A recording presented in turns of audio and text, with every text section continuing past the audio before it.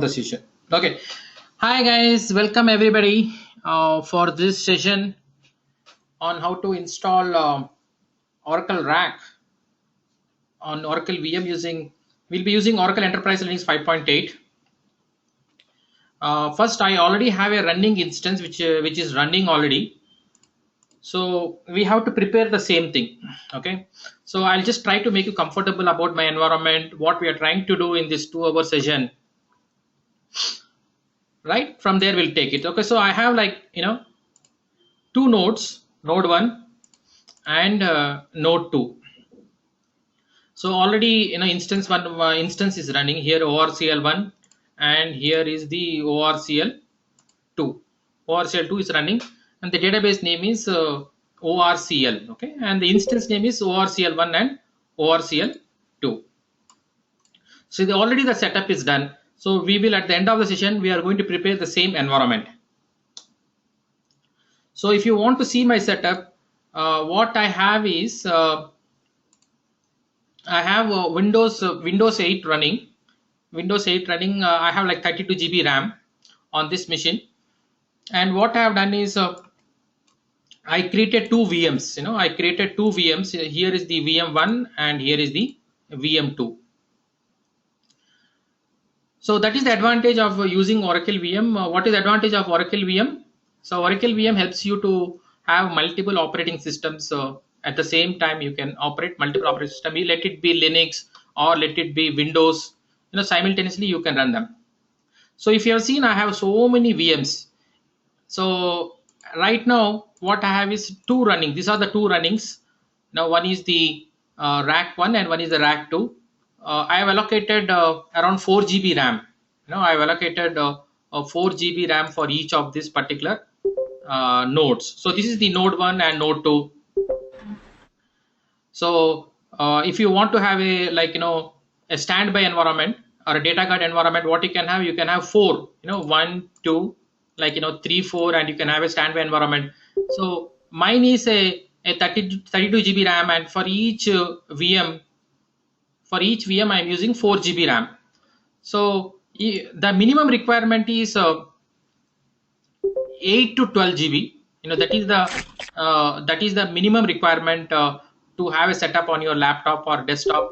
But preferable is desktop machine somehow, or if you have a laptop, better to have a hybrid hard disk.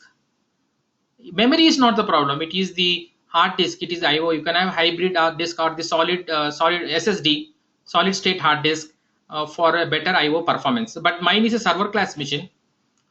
From my laptop to remotely I am accessing that machine. Mine is a server class machine with 32 GB RAM and around 2 TB tera hard disk. So this is my rack setup, which is already done. We are going to see the same thing today. So if you want to stop the rack environment, what you do, you follow these particular steps. We'll run a couple of commands to verify the installation. Yeah, we will run a couple of commands to verify whether everything is fine or not. So as a root user, I am running this particular script. So here, see, all the services are up except the GSD. So this command crctl stat resource -t will help you to identify all the services on node 1 and node 2. This is only two node.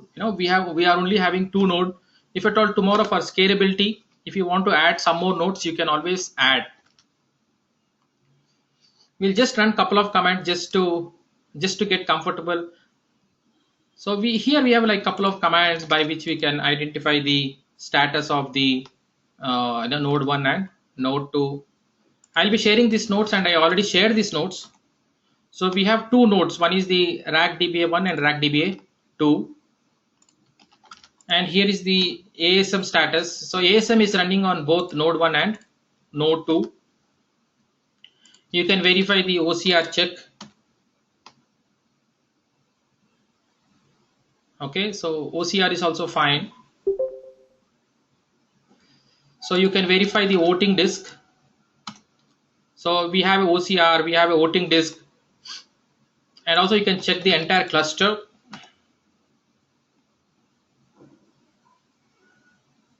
Yeah, entire cluster is fine, node 1 and node 2.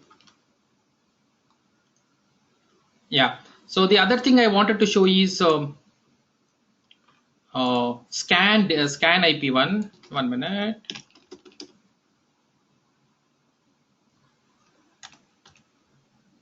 Yeah, so I have configured the scan IP, and that also, yeah, see, this is a scan IP, one IP propagating to three IPs. So I have done it using a particular utility called DNS mask, using a utility called, yeah, using a utility called DNS mask. It is a very simple RPM. Yeah, DNS mask. So it has simple RPM which I have installed, by which I can configure this scan. So if you see this scan, single client access thing, so using one, you are able to get three IPs. So, and every time if you run, if you see that the IPs will change.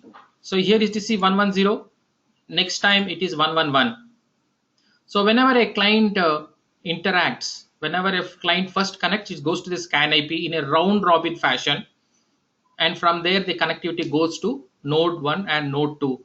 The scan will do the load balancing for you, and I made it a very simple way to configure. Most of them, in most of the nodes, whatever you find in the net, you will find only one scan IP, but here, using a particular utility, I'm able to configure, for one, I'm able to configure the three IPs. So literally, in any company, if you work in any organization, you can use a similar utility. You can find the same environment. Instead of having only a one single IP, here in a real time, normally, irrespective of how many nodes you have, you can have only three IPs for a scan. Per cluster, you can only have three. So it can run either node 1 or it can run on node 2.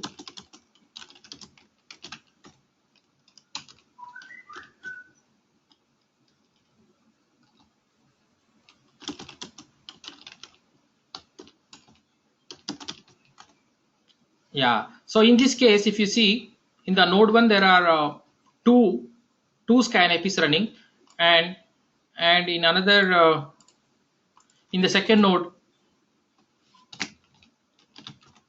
the another scan IP is running. So per cluster, you can have up to three scan IPs. You will have a local listener also. Every node will have one local listener. Oh man, 1 minute, some phone is coming. 1 minute.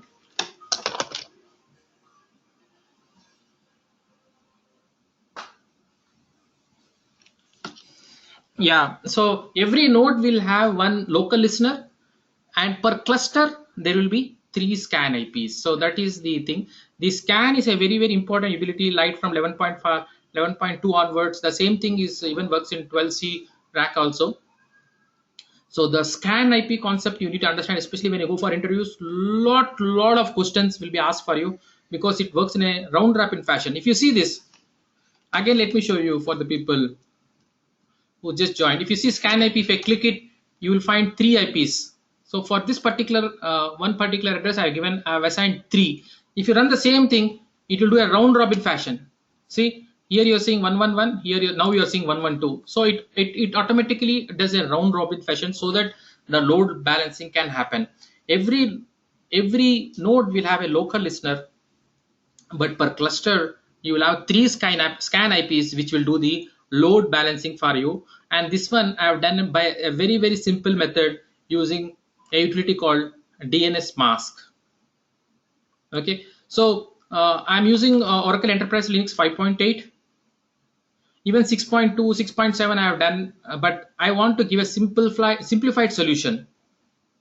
I wanted to give a simplified solution. That's why 5.8 is a very stable version, where we can install this Oracle RAC11G release 2. Okay, so that's an overview. So now, right now, what I'll do is I'll bring down the instance.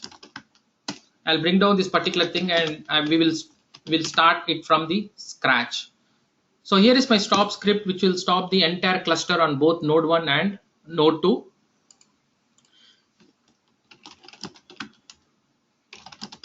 And only in the node 2 I have to stop the high availability services. So this is a, high level steps, and if you see this one, so you basically need either a Windows 8 desktop or a laptop, or you can have even a Linux as a host also. Linux also you can have as a host. Anything can be a host, but right now I'm using Windows 8 as a host because most of the people, you guys are having either Windows 7 or Windows 8 as your operating system. So you can have either a 16 GB, preferable minimum is 8 GB, better to have 16 GB. And also the main thing is the hard disk what you're using. Either you can have a hybrid hard disk or a solid state hard disk for a faster IO. So if you have, this is your OS, so then you can have node 1 and node 2. So we are going to build the system right from the scratch. So here the services are down, so let me stop the high availability services on node 2 also. So I'm going to bring down both of these nodes, and we are going to start everything from the scratch in this entire 2-hour session. So any queries before I really start? Any basic fundamental queries, like this is the setup what we have, and we are going to do everything from the scratch. Okay, we have 23 people. Another 3 people can join. Okay, so let me go here. So let me see whether the systems are brought down. Okay, they are still coming down. So we'll just wait for this. Yeah. Okay, so everything is down. So now I will start. I think the guy who came has to be muted now. Yeah, Ravi, I'm just muting you. Okay. Yeah, I muted everybody. Yeah, please. Okay. Thanks for understanding. At the end of the time, I will give you time to talk. Okay. Okay, great. So now let us create 2 node. What we are going to do is we are going to create initially one node and have all the things done. And finally, what we are going to do is we are going to clone. So that facility is available only in Oracle VM or any VMwares. In real time also people are using, even in companies also people are using, 1 minute.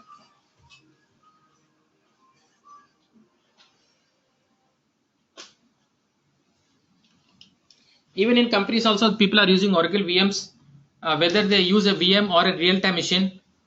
Unless you have a IP of your own, there is no issue at all. You actually do not know, once node 1 and node 2 are given, whether they are physical IPs or whether they are virtual machines. You really literally do not know what the IT people are doing for you, what are the missions they provide for you. So both should work for you.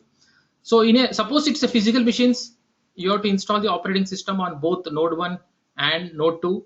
But in this case, what we are going to do is we are going to install on one of the node. So let me call,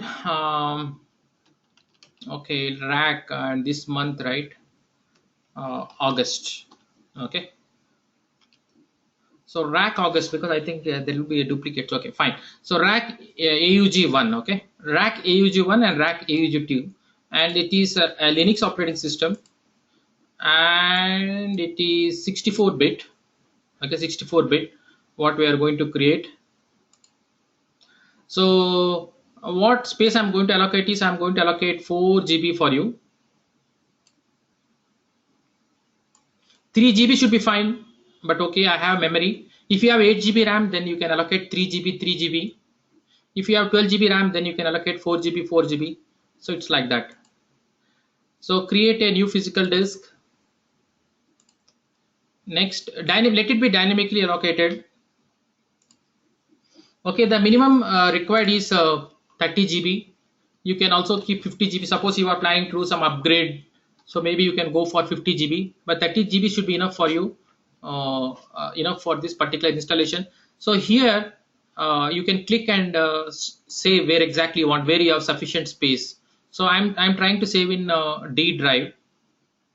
Let me say let me check if you have sufficient space in D drive. So I have around 500 GB. So 500 GB should not be a problem for me for this installation. So 50 GB allocated, 4 GB RAM and 50 GB, and say create. So the first one is created. So now what we'll do is we'll do the network setup. So from here go to network. So for the first one you make it bridged so that you can access within the complete network. Bridge network means you want to access it, you want to access within your complete network, then you can go for bridged. Second one you can have as internal network, it's for the private internet.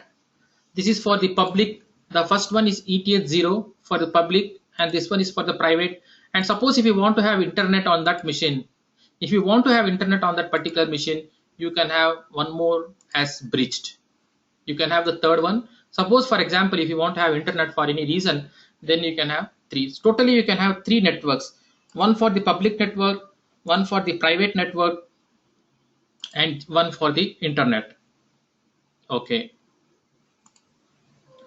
So next one is what you do, you go to settings and where is your 5.8 software. 5.8 software I already stored in my E drive. I'm just checking where it is.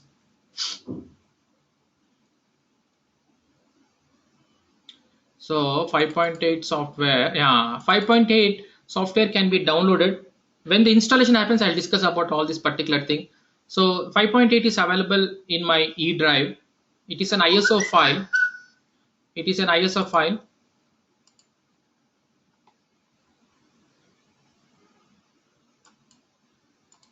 So what you do?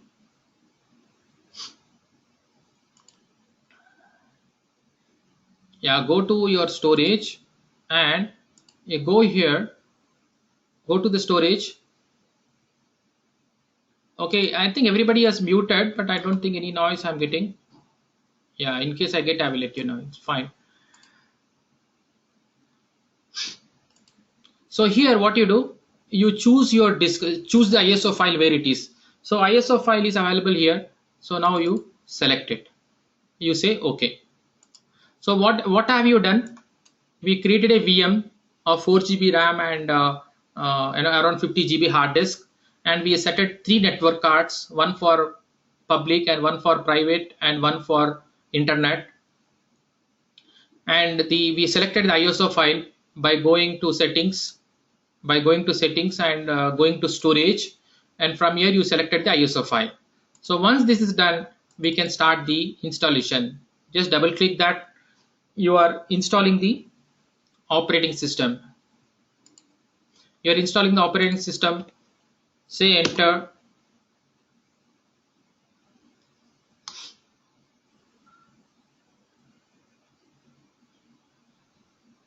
So when the installation happens, I will go through the installation documents, and if you have any queries also, you can unmute and you can talk. So I don't want to do any media check, so just skip it.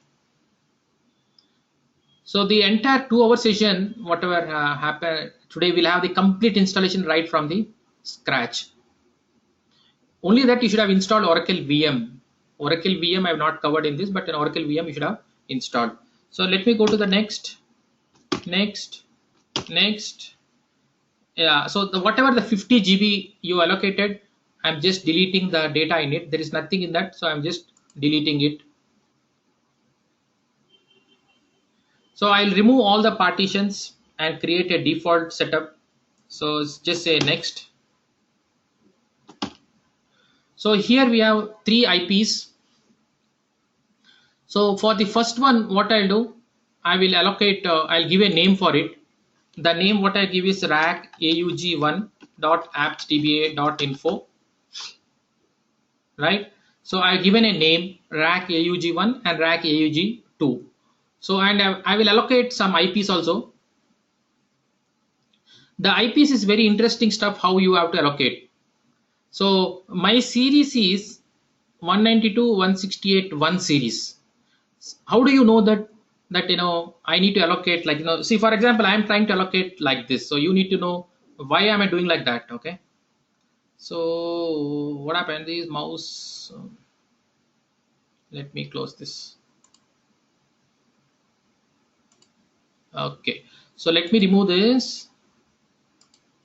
I don't want IP4, and here I'm going to allocate 192.168 1 dot. After 1 I can give any number. So let me select like 40. This mask is always 255.255.0. So 40 and 41 we can allocate. Okay. So I was telling you this 192.168.1 is my provider. After this I can give anything. How do you know? Even if you go to your laptop machine, you can go to your laptop machine, and if you say IP config, IP config, you will know that what is your IP address. So it should be, see, 192.168.1 dot series. So up to 255 and less you can always give. Okay, and the gateway is 192.168.1.1. So this is my local IP. So in the same series you can give. In the same series, for some of the people it will be like 192.168.0.40, like that you can give. Okay. So in my case it is 192.168.1 series, so that's why I'm giving. So now I'll say okay.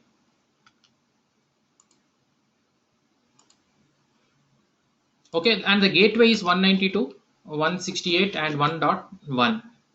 So first one I already allocated what is IP, and now what I'll do, I'll go for the second one, and I will say edit, and I will remove the IP6 and manual configuration.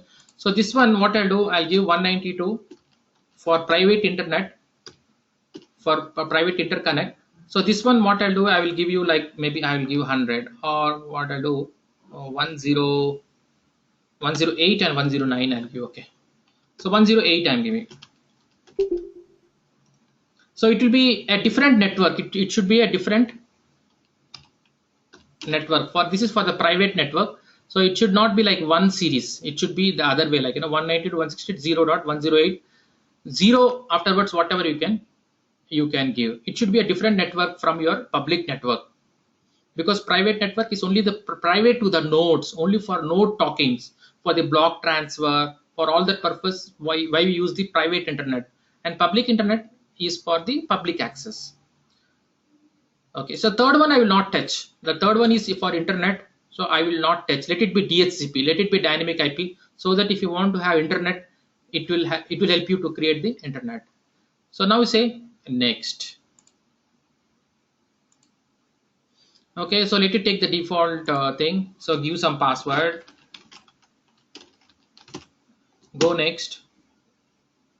So select only the first one, software development.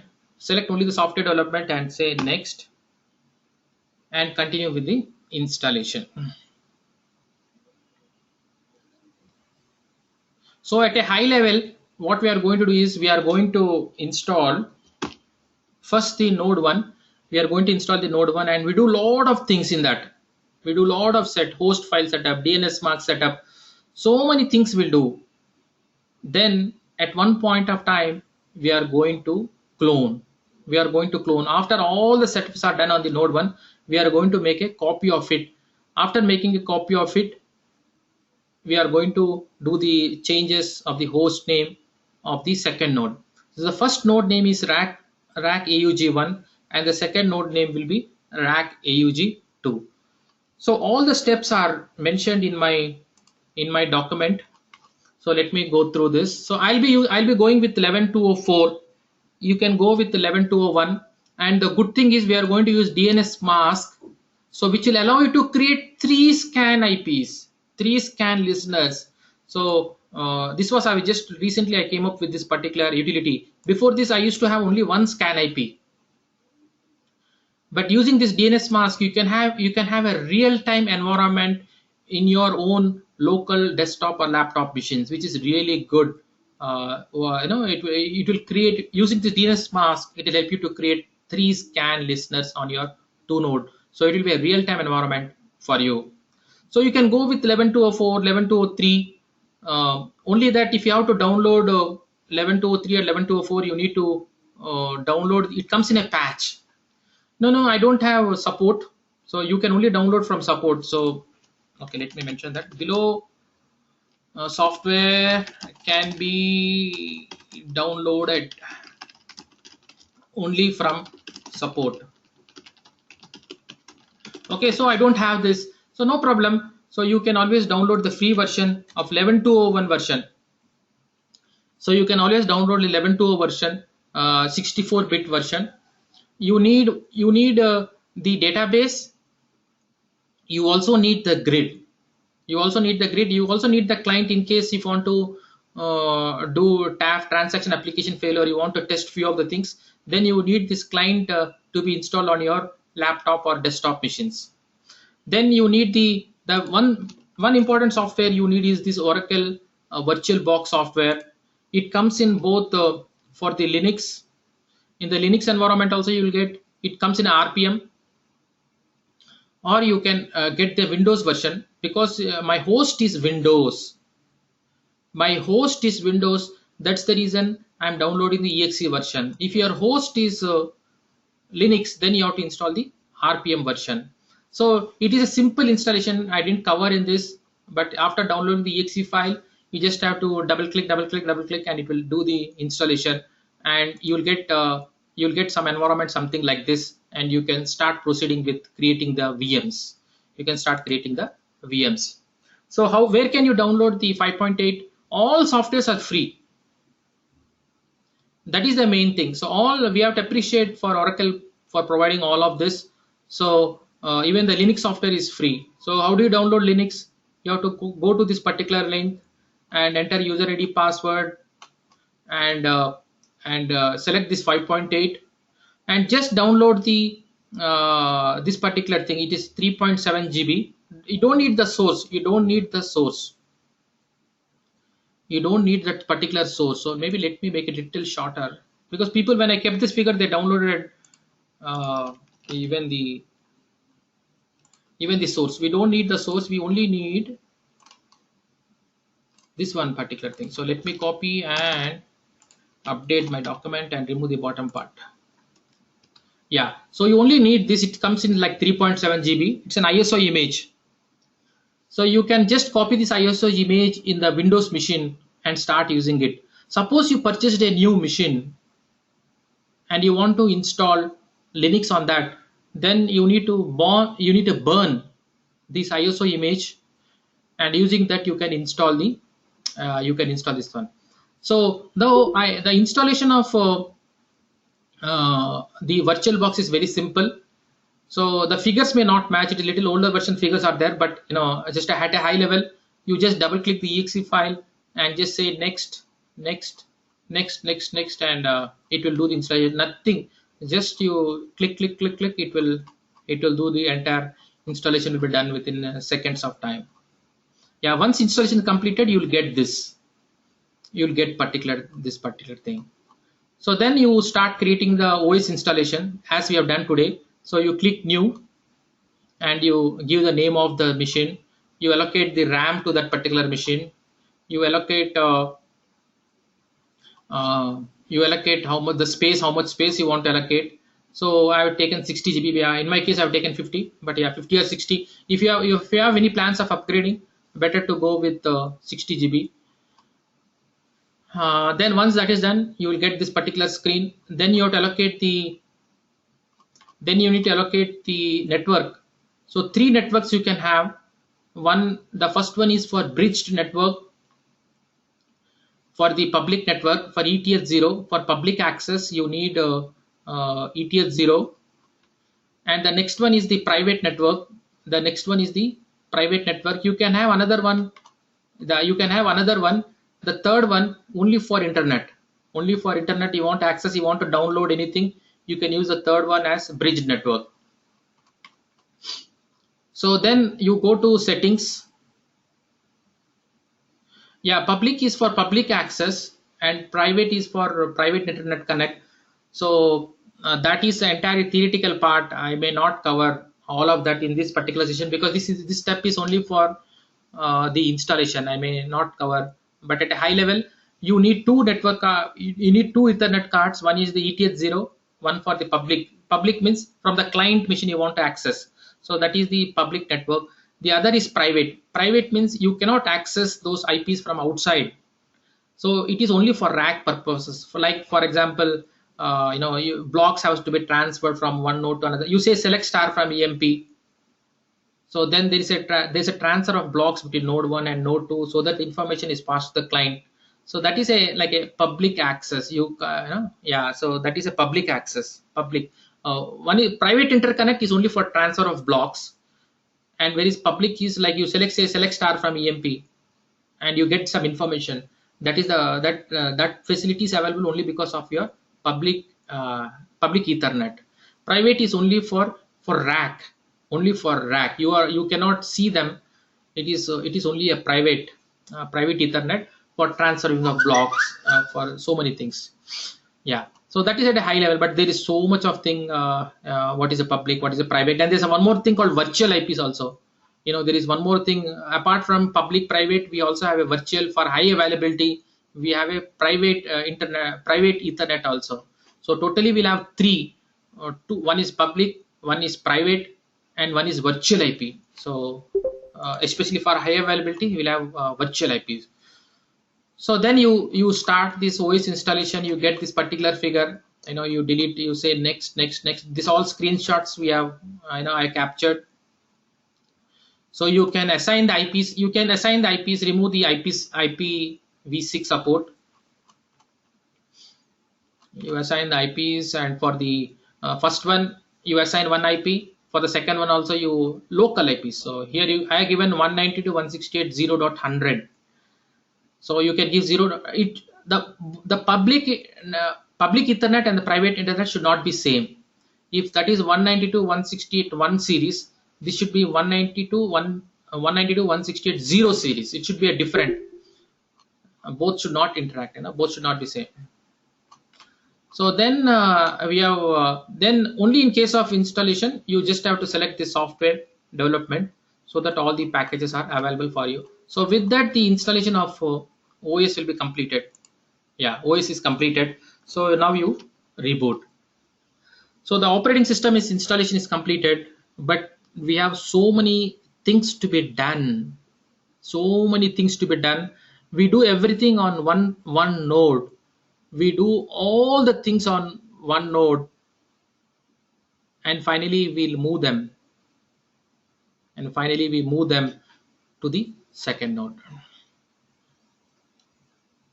Finally we clone. Actually what we do is we do clone. In a real time you have to install the operating system. You are not going to do installation. Normally that is the IT people. They are going to install the operating system on node 1. They are going to allocate the storage.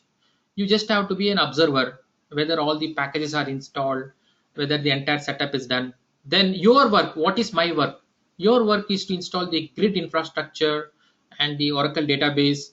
So this is your work, but you have to say them that, hey, I need this particular operating system. I need these packages.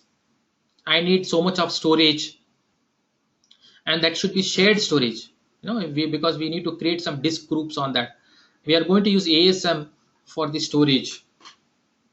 So just say forward. I agree with the license. Disable the firewall. We are not involved in all these firewalls things. Go forward. Disable this UZ Linux. We don't want this one. Go forward. Go forward. Go forward.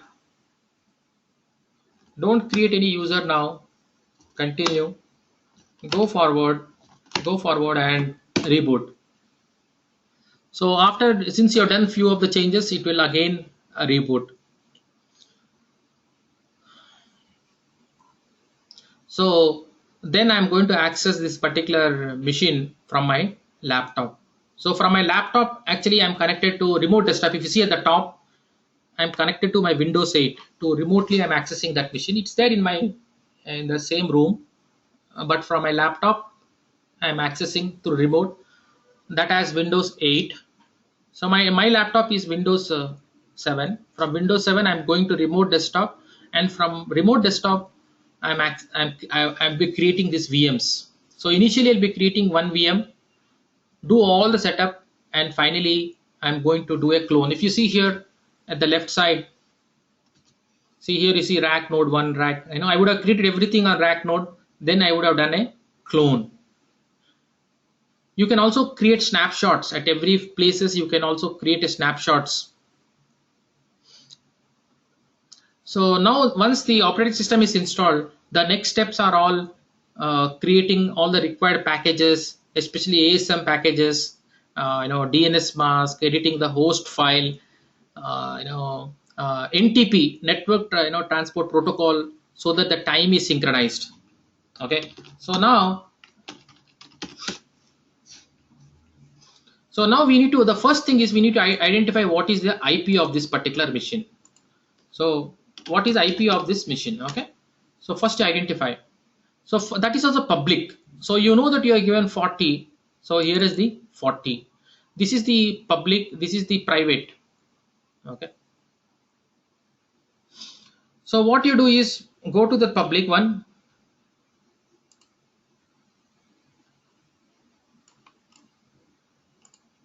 Okay. So you give a name called 192.168.1.40. So this is like say rack 1, okay, rack og1, right? So give some change the things for some sizing, save it. Okay, open it. So now since you are followed the same like 192.168.1.40, you can access from your laptop.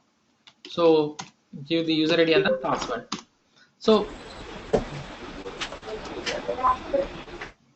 yeah, somebody has to come and mute. You can now.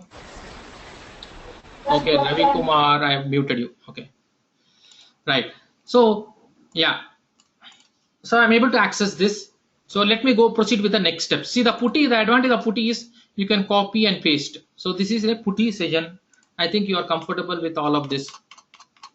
So I'll follow my documentation. So the first setup, the first thing is what you need to do is you need to edit the host file and make this particular entries. Okay. So what I'll do is I'll copy this and change according to my environment. Right.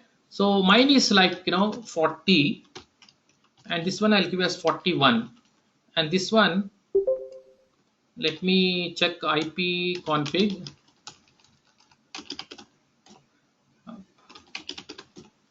Okay, 108, right? So the private will be 108, and this is like 109, and it is not rack DBA. The host name is rack AUG. Okay, so these are my entries. One is public, one is private, and one is for virtual IP. Virtual IP is for higher availability. Private interconnect is for transfer of blocks within the nodes, and public is for public access. So I will edit the host file and make the changes. Done. So now if you ping rack AUG1, so you are able to ping that particular IP. This is the host name and this is the domain name. Done. The first step is completed. Next one is we need to install the guest editions, and also for performing improvement, we need to add a divider is equal to 10. Now we need to add a divider is equal to 10 to etc grub file. This is just to improve the performance of this particular machine, and let me do that. Open this grub.env file, and I think at the end you need to add a divider is equal to 10. Yeah, here whichever is marked in yellow, just make it divider is equal to 10. After doing this, we need to install the guest editions. If you don't install the guest editions, then you cannot have a shared storage. Shared storage ASM you cannot create. This is the beauty in a real time, right? Normally you need a shared storage, but here listen this carefully. The Oracle VM provides you the shared storage, by just doing few steps to what I'm doing now. So first you need to install the guest editions, and then you can start creating the shared data groups we can create. We'll create 3 disk groups. Otherwise you need to have a shared hard disk. That is very very expensive and very difficult. But using this Oracle VM, you can install this you can install these guest editions, and you can start creating the disk groups in this for your ASM. What is ASM? In ASM, all your control files, data file, redo log files, RK log files are stored. It's a shared storage. Okay, so let me install the guest edition. So for that, what you do, you go to devices and install this guest editions. So once you've done it, so it will create. So after doing that, again come back to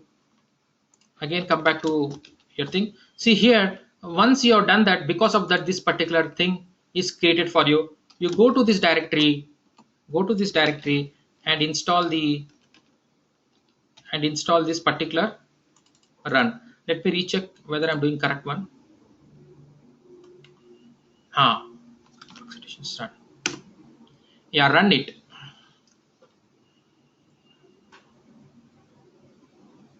So this has to be successfully installed. So that you can create disk groups for your ASM. You can create disk groups for your ASM.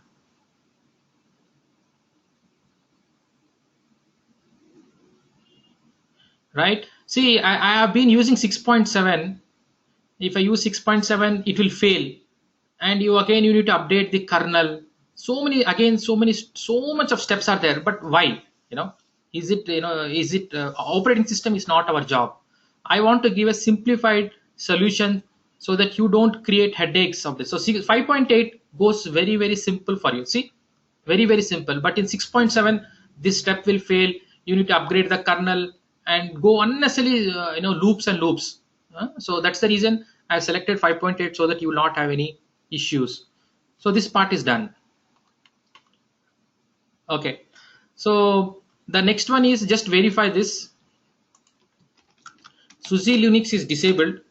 Yeah, SUSE Linux is already disabled. So just verify it. Okay, just verify that SUSE Linux is disabled. So just add this particular entry in one particular file. Next one is very important, is configuring the network time protocol. One of the important thing is the time should be same in both of the nodes. That is possible either by configuring NTP, network network time protocol, which is introduced from 11g release 2 onwards.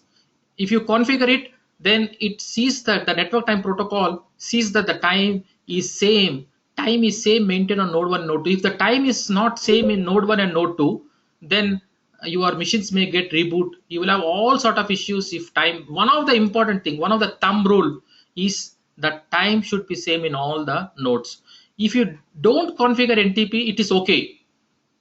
If you deconfigure NTP, then there is another utility called Oracle cluster time synchronization that will come into picture, and that will try to sync. But in our case, I will show you how to configure NTP. So it is very very simple. Open this file and just add -x. I think I am giving joy every time I'll teach a new thing. Last time I told we can deconfigure, but I've again gone through this. So I want to go with this NTP. Otherwise, what happens is when you're running the grid install, it will fail. So I don't want to show any failures. So that's the reason why I want to configure NTP. Okay, just add -x. Just add -x, and you say service NTPD restart. So network NTP is configured. So if at all you don't want to configure, if you want to disable NTP, just say service NTPD stop, and perform all of this, then NTPD is gone. So next one is we need to set the semaphores limits.config. NTP is preferred. In real time, mostly people prefer NTP. So the next step is we need to set up semaphores and all. So for that, what I'll do is I will add these files, add this particular lines semaphore settings. So just add this. The next one is limits.config file. So next add the limits.config file. Go to the end of the line and add this. See, I'm giving star. So any user has full permissions on all of this. Some people, at places you can see Oracle give Oracle grid user. They do all of that. But if you give star, it means that for all users, this particular limits. Mostly the memory is like hard coded. It is whatever the cctl, it is hard coded. Whatever values I'm giving, it is common for everybody. So you will not have any problems. Wait, looks like I messed up. So whatever values I've given, right, I would have.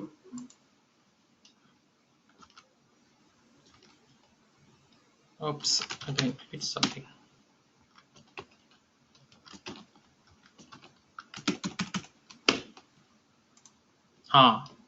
Okay, so here is all the lines. Save this. So for this is for like how many number of files to be open. For that we need to configure this. So the next one is, we need to create a user called Oracle. In our case, we are creating only one user called Oracle, who will be the owner for both grid and also for the Oracle users. In a real time, normally you'll have a grid user will be different, Oracle user will be different, but I want to make it a little bit simplified solution for you. So first I'm going to create like so many groups. These are all the groups: O install, ASM admin, ASM DBA, ASM Opera, and DBA. Okay, so these are the groups I'll be creating, and I'm going to create a user called Oracle. I'm going to create a Oracle, and I'm going to give these particular groups: ASM Opera, ASM DBA, ASM admin, and DBA. So all of them are allowed for the Oracle user. So first I created all the groups required and allotted the groups to that particular user called Oracle. Okay, so next one is I'm creating the directories so that the grid. See, there are two things what you do installation. One is the grid infrastructure. One is the grid infrastructure where it will install the ClusterWare software and the ASM software. So that should be in one home, and the next one is the RDBMS home. So in case of RAC, two you are going to install. One is the grid infrastructure, which will install the ClusterWare software and the ASM software. Okay, and in case of after that you need to install the RDBM software. So there are two homes, one for the grid and one for the RDBMS. So two homes should be separate. So all of them are taken care here. I'm creating directories, change owning owner, change mode. So everything is done. I'm also creating an inventory, giving permissions to Oracle. So all of them are done for you. What you have to do, you just have to copy and paste it. Right. Okay, done. So now you can change the password of Oracle, because we need to set up SSH. So for that, we need to have the password of Oracle. So right now the password of Oracle is Oracle. Right. So now you can download all the packages from this particular link from my website. If you're not able to access, you let me know. Yeah, only one user. I created only one user. You can have a grid user and also separate grid user for grid infrastructure, Oracle for RDBMS. But in my case, I'm just making it a little simplified. So you can always download this particular softwares from this particular link. This has all the packages required. So right now I think I have in my local. Right now I think I have this particular package in my local. So let me select this notes, sure. Notes, which is what I'm trying to do now. RAC, right? RAC. Okay, let me check where are the packages.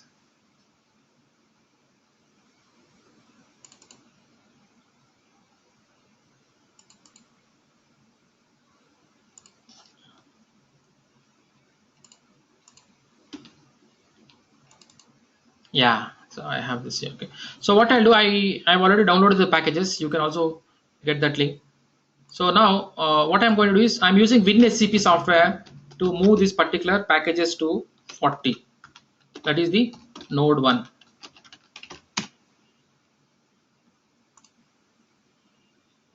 So what you do, you move to this particular thing. So that packages I have copied to using WinSCP, I have copied it. So now they are all available here. Just unzip the 58. So all these packages are available. And also a script also I given you. A script also I provided you so that you will not have any problems.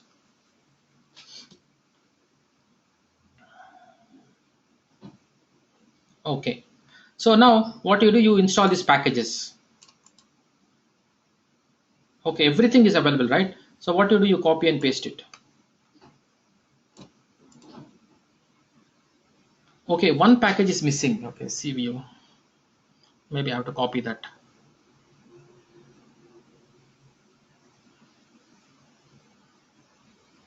Okay, one package is missing.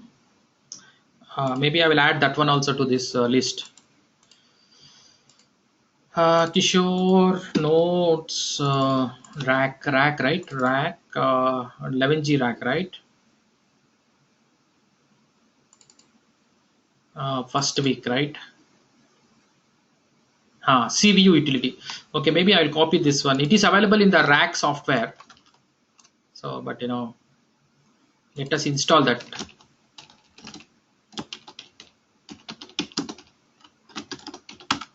This particular package comes in your grid software. Okay, so yeah, these packages I have installed. Okay, what is the next step you have to do? So packages are installed. So also I would have installed the ASM packages also. ASM packages also I would have installed. So maybe it is not there. Okay, let us put all of this what you have done so that we'll have. Oh, this one is available. Then where are the ASM? Only ASMs are missing, right? So what I'll do, only the ASM part alone I will copy. Okay, so this takes care of everything. Okay, fine, great. So the packages are installed. So next one is we can configure the ASM because ASM are installed. So you can verify whether the ASM packages are installed or not by running this command called RPM. So these 3 packages are required for you. So this is just to verify whether the ASM packages are installed. Okay, so these are the 3 things. Verify whether ASM packages are installed. Right? Okay, so next one is we're going to configure it. So let me configure. So the owner is the owner is Oracle, the group is DBA. So I want to start it. ASM has to be started every time. That's why you have to say yes, yes, yes. Right. So this part is done. Now we'll create 2 environments. One is the grid environment and one is the Oracle environment. So you connect as Oracle user. Okay, you connect as Oracle user and create 2 environments called, one is the grid env file. Oops.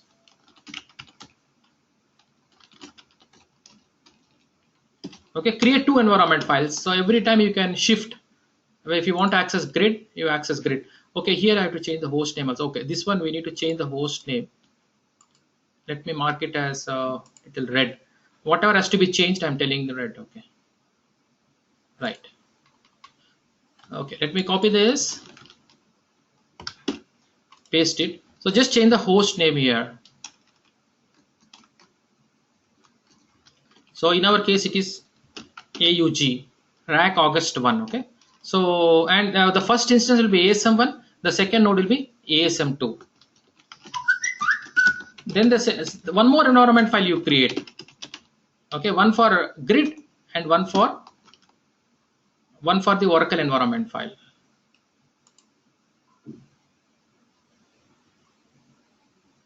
Copy this and paste it. Here also change the host name. Here also change the host name. Very carefully you have to do, because even you miss something, you have to pay a lot. Okay. So now if you see, if I run the grid environment file, that will be one Oracle home. Okay, if you run the Oracle environment file, it will be another Oracle home. See, this is for the grid home, and this is the RDBMS home. So both are different homes. So whenever you want to access grid, you run the grid environment file. Whenever you want to access Oracle, you access the Oracle environment file. If you run this, it will also show the what is the SID. ORCL1 is the SID, and if you run the grid environment file, it will show the SID as ASM1, right? ASM1. In the second node, it will show ASM2. Great. So the second part is created. So the next one is now we will shut down the server and we'll add ASM. Before we add ASM, we'll take a backup of the VM. Okay. We can take a backup at this point of time. So for this, what you do, you just shut down this node. So we'll shut down the node. So are you guys following? Some people may be following. Some people, what is this going on? So yeah, okay. If you have done once, you will follow easily. The whole thing is I'm trying to give a simplified solution so that in a real-time environment also it can work for you. So that's the whole thing. So now what you can do, you can create a snapshot of it. So how do you create a snapshot? So what you do, you go to snapshot here, right side snapshot, and take a picture of it. So this is like, tomorrow if you want to roll back, if you want to roll back after, then you can always come here. After OS, I'm taking a snapshot. At every stage, you can take snapshots. At any point of time, if you want to go back, you can go back. Okay. So now what I'm going to do is I'm going to create 3 disks. So for that, I need to go to where? Virtual Media Manager. I think we have to create disks, right? Yeah. We need to go to storage. So let me clone. Okay, clone is okay. After the steps, you can the next step is your yeah, I understand this. Okay, the next step is we can clone. The next step is we can clone node 1 to node 2. So now you see, so this one is there, right? I'm going to clone. So see this, right click. Yeah, I think that's it. 26 members have reached. So clone. Here what you do, you give a name called RAC AUG2, and you click this reinitialize the MAC address because you want to have a new MAC address for the second node. So clone, say next, full clone. Okay, this will take like 5 to 10 minutes. So here what we are doing is we are doing all the steps on node 1. We are doing all the steps in node 1, and we are making a clone of it. This is the excellent feature of Oracle VM. This is the excellent feature of Oracle VM where you can clone it. So whatever steps you repeated on the node 1, all the steps will be available on this particular cloned instance. If you want to have one more node, you can clone once more. So that things you can do by this. There you can do from the background also. From the backend also you have some commands to do, but from GUI it is much easier. Before this I used to do from the backend, but GUI is GUI, right? It is very easy for you to understand. So I am also following the same document what I have done, whatever the steps I'm giving you. So I'm following the same document. The same document I'm going to see. It's a 141 pages document which has all the steps to be done. Yeah, I'm going to share this video. This video will be uploaded to YouTube, and the notes will be provided for all of you. I'm trying to make it simplified because I've done so many times installations, and I've trained so many classes, and found a better solution. Even last year I took on 6.7, but somehow 6.7 I was not comfortable.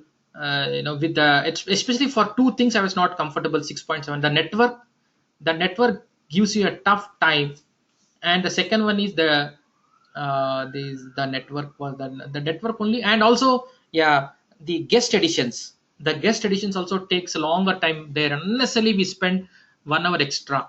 But here in 5.8, I'm telling you, 5.8 or 5.4 also, the network setup is very very simple, very simple. I think Joy, who has attended last year's session, he may be knowing how much of struggle we have done for network setup. Yeah, no more attendees. Yes, 26 has succeeded. Uh, so so I think still people are 200 people have sent. I have sent to everybody, but for the people who cannot join, so they can, and I'll be sending. This is the first time I think a batch with 26 students exceeded the whole thing. Right. So I'm waiting for the clone to complete. Clone is completed. Okay. So now clone is completed, right? So what you do? Let me follow my documentation. Uh, okay. Okay. Okay. So people are still trying to access. Okay. Hmm. Okay. Right. So the next step is we are going to create. We are going to have 3 disks to be added. 3 disks added. See, this is the beauty of using Oracle VM, right? So what we are going to do is we are going to settings, and we are going to create 3 disks which can be shareable between node 1 and node 2. So for that, what you do, you go to storage, you go here, and you say click, add a hard disk, add a hard disk, add a hard disk, create a new disk. Next, make it fixed disk. 3 disks we are going to create, 3 ASM disks we are going to create. Okay. Okay. So, and give the name. 5 GB should be enough. 5 GB, 5 GB, 5 GB, 15 GB, because your database size will not be more than that. Okay. So here I'm going to create ASM Aug1, August 1. Okay. Let it create. It is a fixed size, so it will create now. It will occupy the space now itself. So that's why it will take some time.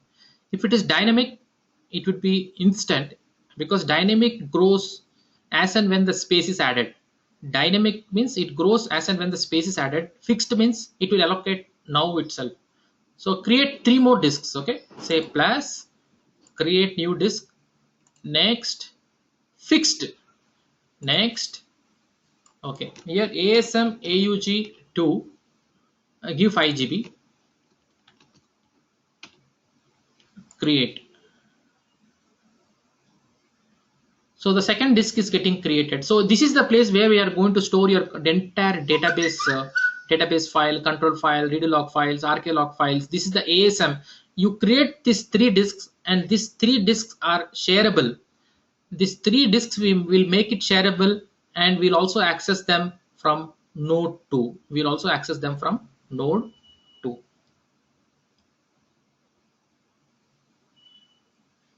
So whatever common steps are there, you will do everything on node 1. Whatever common steps are there, you will do on one node 1, and you will make a clone of it. You'll make a clone of it. So till now, whatever you've done, they're all like, common steps. Okay. And create the third disk. So 3 disks should be fine. Fixed, very important, fixed disk. It should be fixed. ASM disk, AUG3. Huh? Okay, let us make it something. Okay, AUG3, 5 GB. So our database size, I assume it will be less than 15 GB. So, and I'm creating 3 disks for this. I'll be going with external mirroring. There is something called normal mirroring. There will be, that it depends upon your database size. Okay, that is database size. So if it is 200 GB, you have to create a 200 GB of one disk. So you have to see, that's what in a rack environment, most of the things will be done by the IT people. So first you need to know what is database size. So you will tell them, you will tell the storage people, hey, my database size is 200 GB. So allocate a raw device. It is a raw device actually, a raw device of around 300 GB. You will tell them. So they will create it. they will create it. This all is only for our this all is only for Oracle VM. This all you never create in real time. So this storage is everything is taken care by the storage people itself. So never you will be involved in this. They will just allocate a raw device. I will tell you where they will how to see the raw device. Okay, then you make it shareable. Make this device shareable. How do? You go to this and UG1, UG2, UG3. So you make it shareable. Say modify. It is normal. We want to access this particular thing from the both the nodes. Two nodes talking to the same database. What is a rack? What is rack? Multiple nodes talking to the same, multiple instances talking to the same database. So that's the reason we are making it shareable. These are all the things what you are doing is to make it shareable. So these three things I have shared. All the steps are done on node 1. Now what I'll do, I'll go to the node 2 and I will add them. How I'm going to add them? I'm going to settings, going to storage, going to control, again create. Now I'm not going to create a disk. I'm going to choose an existing disk. So the existing disk is, okay, no more attendees. So find out where they are there. It will be there in the rack OG1. So wherever you are stored, select it. Select the second one. Select the third one. So 3 disks are selected. They are shareable now. Okay. Now both node 1 and node 2 are ready. So all the steps are there in the screenshots. Okay. Okay. Shareable, made it shareable, and do the same thing. Repeated all the steps. In the net also, in the Google also, you can find so many documents on this. So, and I was provided. Now start rack 2. Now start rack DBA 2. Make sure rack DBA 1 is down. Okay. You see that the rack DBA 1 is down, and come to the second node. Just make a snapshot of this one also, because operating system is installed.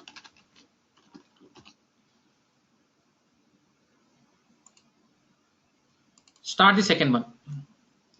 So now it will be a replica copy. It will be a replica copy of node 1. So you need to change the IP address. Yes, we need to change the host name. We need to change the IP address of this particular second machine. It is a duplicate copy. So we need to change the host name, and we need to change the host name, and we need to change the IP of this particular machine. So that's what we are going to do. Right? Okay. So also we need to set up DNS mask. DNS mask is particular utility, a package which DNS mask is a package by which we can create 3 scan IPs, which I was telling at the beginning of the class. In a real-time environment also, you'll have 3 scan IPs. Now that is possible with one particular package, right? So this is the second node. First node is now, first node is it's not stopped. It's stopped. We have started the second node, and we are going to configure it. We are going to change 2 things. One is the IP, and one is the host name. So let me recheck my notes if at all I'm doing this. Okay, started it. Yeah, changing the host name. How can you change the host name? So for that, you need to go to etc sysconfig network, and you can change it. How do you change the network? Yeah, you need to go here and change the IP of this. I'll show you that. Maybe I'll put that particular picture. And next one is you need to configure the DNS mask. Next you will configure the DNS mask. We'll see that. Okay. All right. By now, people are still trying to access this. Okay, start. Oh, give me a wrong password.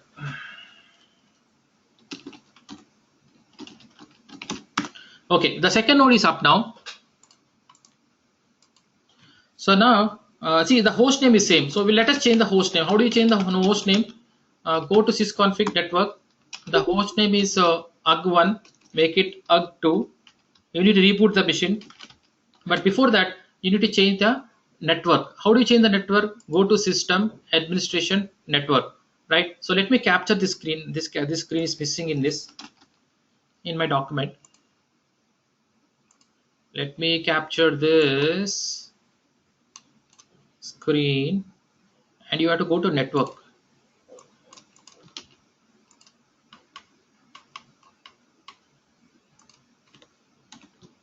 Okay, change the network IPs, both public and private. So you have to change both, right? So for that you go to network and remove all the backup. First remove all the backup, okay? Delete it. If it is active, right, make it deactive. I do have the figure of this, or maybe I'll keep this.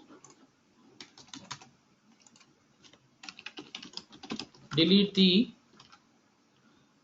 backup back Ethernet ports. So you have to delete that. Okay, if it is active, you cannot delete them, so you need to deactivate and then delete them.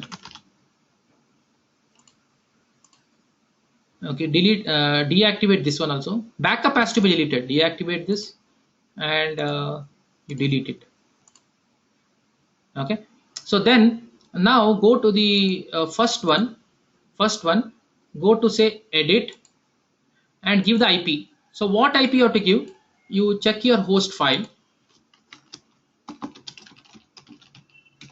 So you have to give 41 and 109. Okay, 41 and 109. Okay, let me remember this. Okay, assign this 192.168.1.42. Oh, 41, 255.255.255.0, 192.168.1.1. Save this.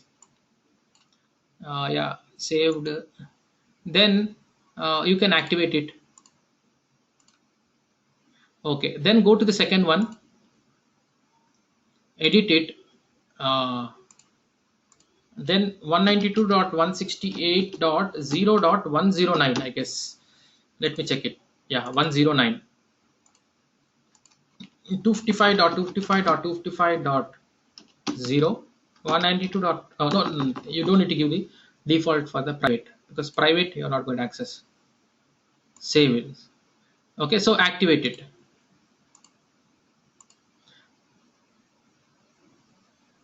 Private also you have activated it. The last one for the internet, you can activate it. Now save this.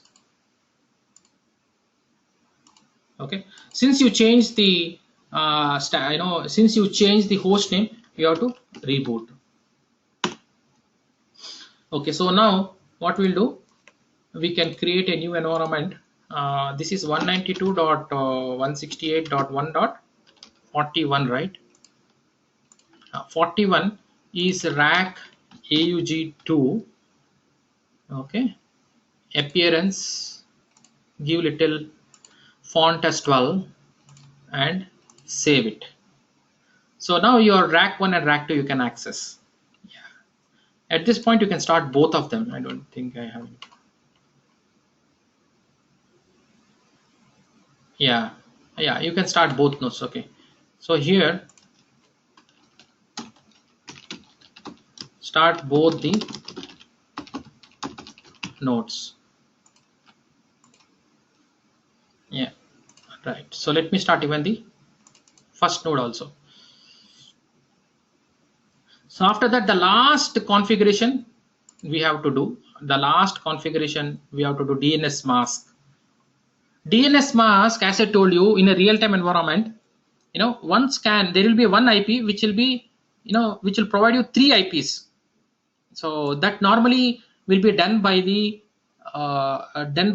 system administrator. So we are not involved in this, but I am I'm going to show you a simplified process, a hard code process. You can, using this DNS mask, you can open this file and create this three IPs. So for the same IP you are going to create three IPs for the scan IP. What is of scan IP? Scan IP is for the load balancing. The scan IP is for the load balancing. Whenever the client access, the first one to talk, is the scan IP, which works in a round robin fashion.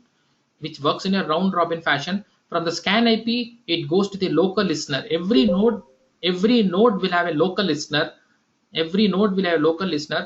So from the client, it goes to the scan listener. From the scan listener, it goes to the local IP. So the scan listener will take the least loaded into consideration. Which node is least loaded? So based on that, it will either select node 1 or node 2 or node 3, and that address is given to the client. Then the client will directly interact with the either a node 1 or node 2 or node 3. The scan IP is a person. Who does the load balancing here. It works on a round robin fashion. So now what we'll do, we'll access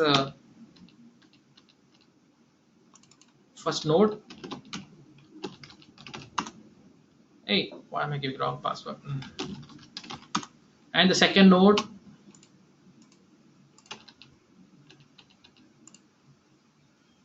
Second node is not started.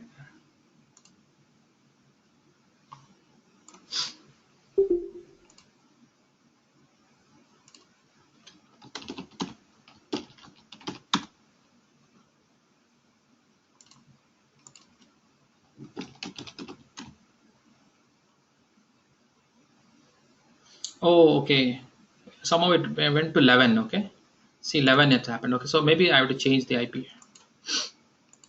That's why I was not able to access. So let me go to system, administration, network. Why this backup is created? Delete the backup. Go to the first one. Say edit. Oh, somehow it is not saved. 192.168 1.41 255.255.255.0 192.168.1.1.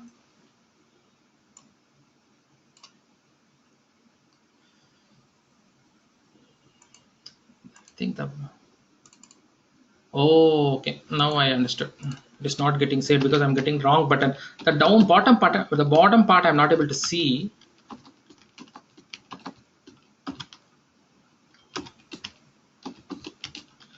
Let me lift it a little higher. I think the right side is the OK button. Yeah, now it is saved. Second one.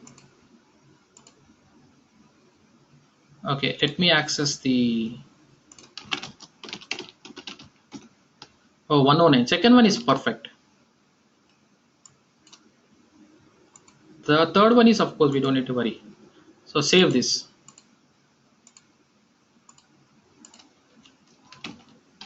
Service start the network. So service the network. Okay, now it should be 41. And also you can access the internet because the third IP will give you the internet. So if you see, I can also access the internet. So first IP is for public, second IP is for private, the third internet is left alone only to access the Google for you. Okay, let me access the second one.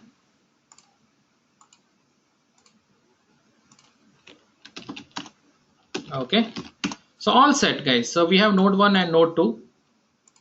So let me close all of these things and keep only node 1 and node 2. Okay, perfect. Okay, so the first thing what you need to do is you need to test everything whether it's working or not. So first ping RAC AUG 1. Second ping the second node. Perfect. Third one is you ping the RAC OEG private network. Fourth one is you ping the all of them. You need to ping. Oh, see, this is the one.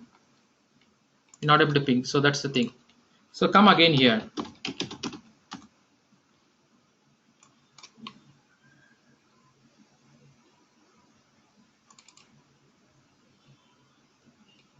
So we have one small glitch here.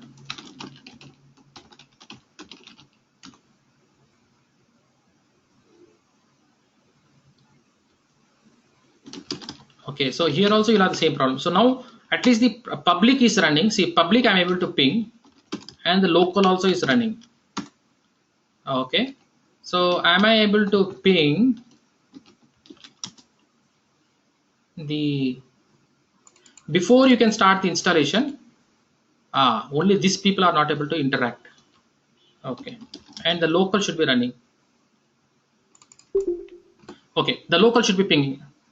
Okay, so we only have one problem where we are not able to ping the private network. So let me see what I can do.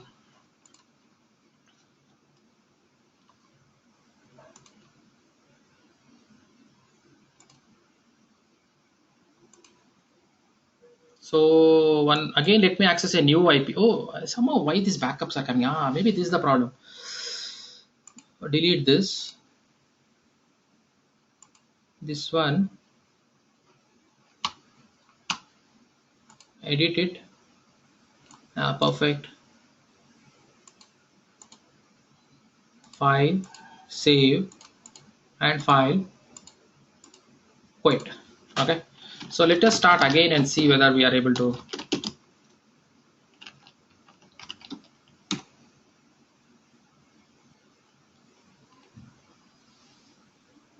Okay. Similarly, let us try to see the first node also. Go to the first node and see if at all any backups are there.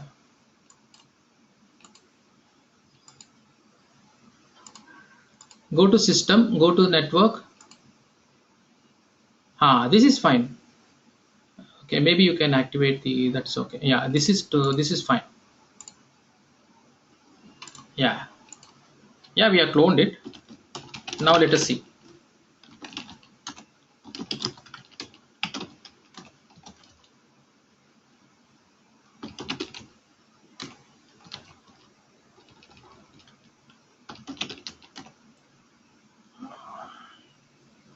Okay, still I'm not able to access this.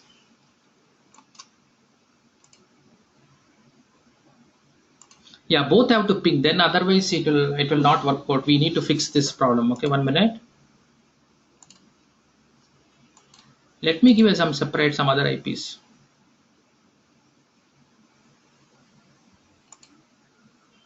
Oh, why this backup is coming here? Okay, let me remove all the things which is not required. Deactivate this. Delete. Even I don't want this one. Delete this. Only I need 1 and 2.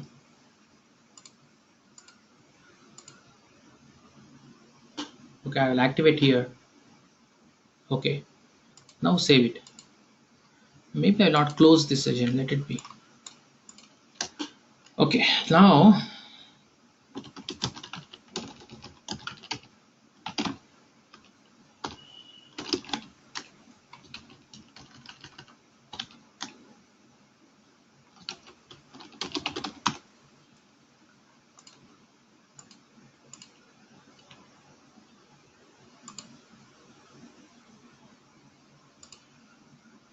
yeah, now this looks okay, but still I'm not able to ping. Maybe let me start.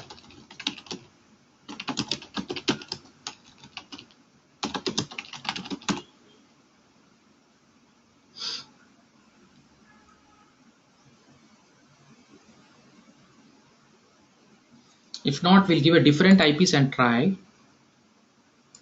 Is the backup coming? A backup is not coming. Yeah, we need to ping, otherwise it will not work out. We are not able to ping the private network. That's the problem. Okay, what I'll do, I have one method to find out, but let me try with different IPs. Otherwise we'll do. Okay, 1 minute. Let me try with some other IPs. Edit. Let me give 101 and save this.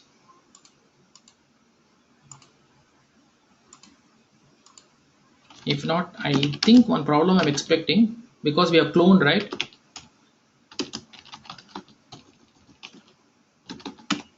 Okay, now let me go to the node 1, also change some, give a separate IP, some other IPs, and see if I'm able to ping to this.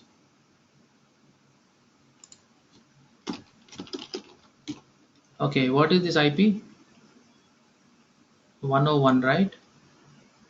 Let me ping from node 1.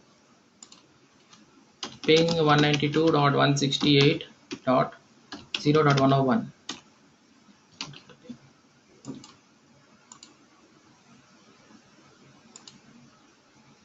Ah,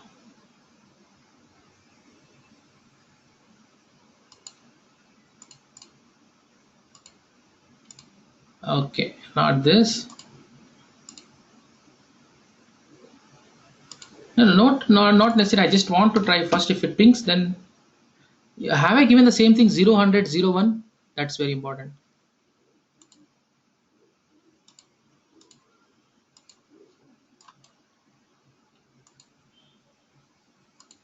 Now go to node 1 and just see whether I've added this correct one.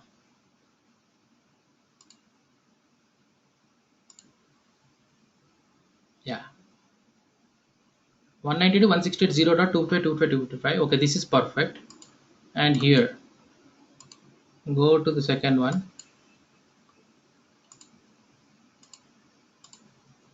Yeah. 101.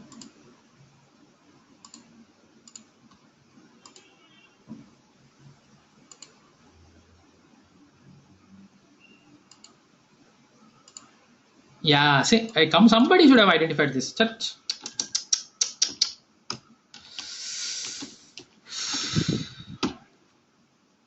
Somebody should have identified, guys. I've given a wrong one here. So some people would have installed. I thought somebody should have told me this. I've given a wrong entry, right? Ah, okay. Okay, rack one is 109. Okay, that was wrong because I've given wrong number. So fast. Okay, I agree this. Sorry for that. Okay, 108. Uh, Now let me start the service. So now we should be fine. I think because of we have given. Okay, it was just we didn't give the 252. I'm thinking I was giving something wrong. Yeah, if you find something, you tell me, because it can happen anything. Okay, the first node is kind. Now, yeah, I have to go to second node and go to the this one and make it 109, the original one, so that we don't need to change anything. Now save it. Okay, now close this. Now service network restart. Yeah, I went to the original. Yeah, I went to the original one.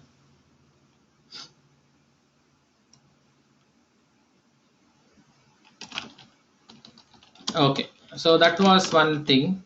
So now let me check this.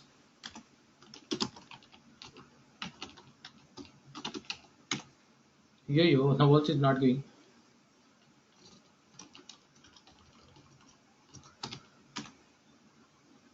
Oh,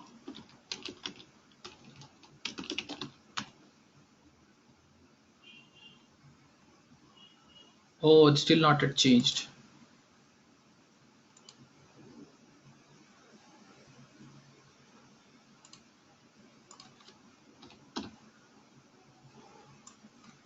Maybe the screen is little smaller.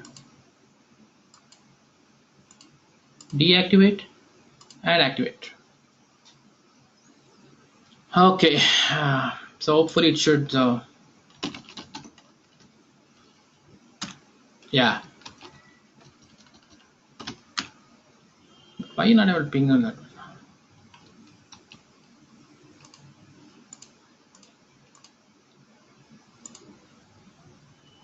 Yeah, yeah. 1 minute.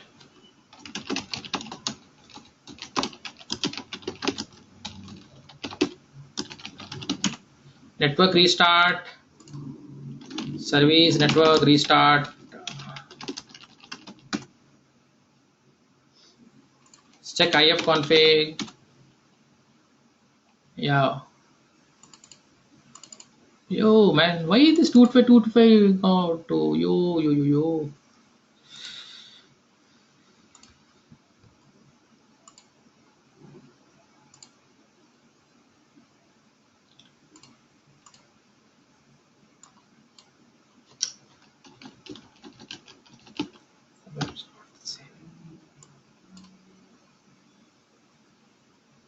Okay, give me a minute. I think I'm not able to see the full screen, so that is giving a problem. Let me start the VNC and do this. Okay, I think that's better. Start VNC server. However, you are going to use for installation. Oracle. I think the down part we are not seeing, because of that we are having this problem. Go to VNC viewer. Oracle.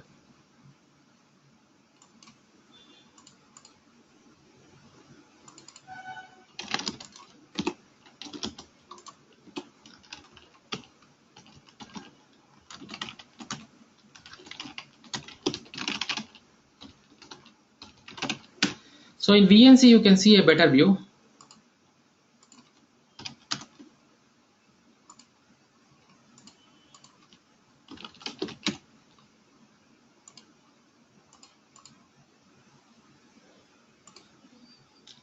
Okay, I got this now.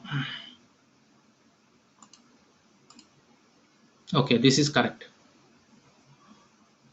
Save it.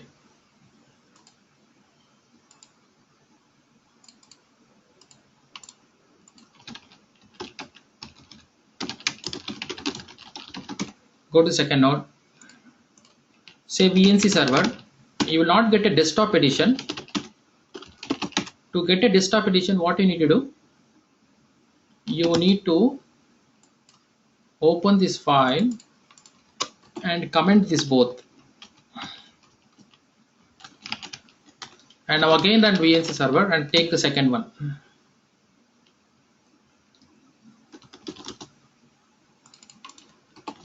Okay, 41.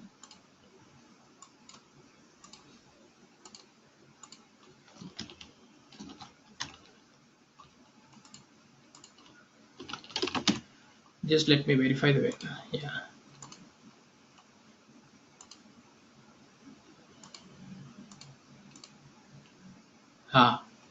This is fine.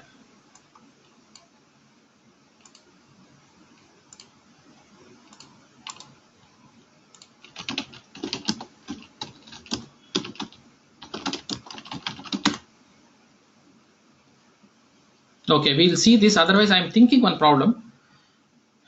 If that is the thing, then we may have to do few things. I will do that changes. I'm able to ping. Okay, I think we are fine. Okay, all are able to ping. Okay, here's the thing. When both the node 1 and node 2 are up, you have to verify all of this and all are up and running. Okay, see this. From here, from node 1, what you do? You first select the node 1, then the private. Okay, then the other node, second node, then because I think the entries were wrong. That's it. The entries were wrong. See, all the 4 nodes, 4 should be running. See the date. See the date. Date also is fine. Start the NTP also. NTPD restart. Okay, now come to the second node.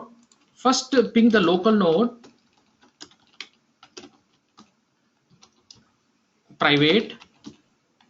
The second node, the other node, the other private. Perfect. Date. And start the NTPD service, because I think NTPD has to be restarted every time we restart. I think it has to be restarted, or there should be some other way by which we can make it synchronize. So all the 4 things should be done. So we are done. We just have to set DNS mask and start with the installation. See the date. See the date. Both should be same. Yeah, both are same. Now we'll configure.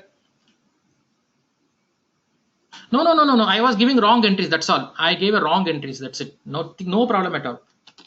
So just verify whether DNS mask is there. It was only that I gave a wrong entry. See, DNS mask is already installed for you. DNS mask is already installed for you. Only that we just have to verify them. Okay, start node. After starting the nodes, verify. What is that? Ping to both the nodes, also the private IP nodes. Private ping to both public and private. Maybe a little bit more I'll do the troubleshooting part. Maybe I'll document it a bit more. Okay, so now we are fine with this. So we already have this DNS mask. So in order to configure the things in both of the nodes, what you need to do is, by default it is empty. So you have to hard code the 3 IPs, 3 scan IPs you have to hard code. Okay. Right. So on the second machine also do the same thing. Go to the second one.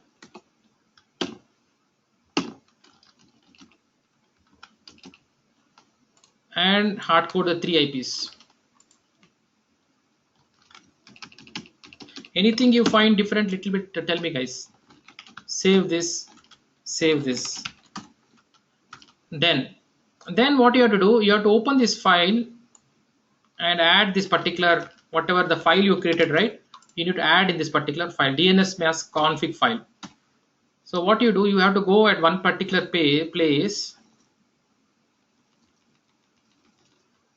Where is that place? There is something called add nodes, add host file. So it will be commented. Remove that, uncomment it, and add this. This is for getting the 3 host file. Okay. Done. So do the same thing for second node also. We would have done before cloning also, but I will tell you why we had some problem. That's the reason why I've taken this part alone separately.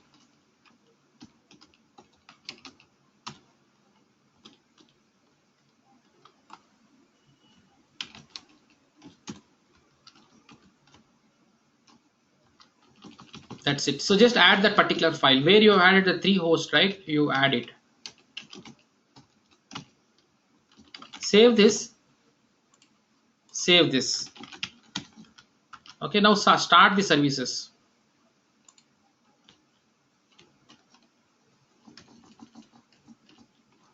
This is for DNS mask. Yeah, I did it. I think. Let me know. Okay, after that, when you reboot also, that should not change.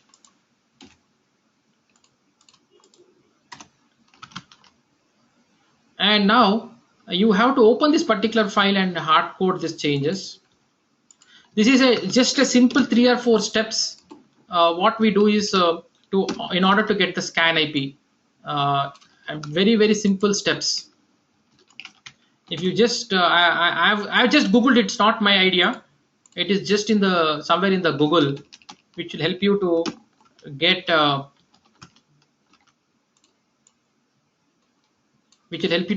this particular thing done very simple way.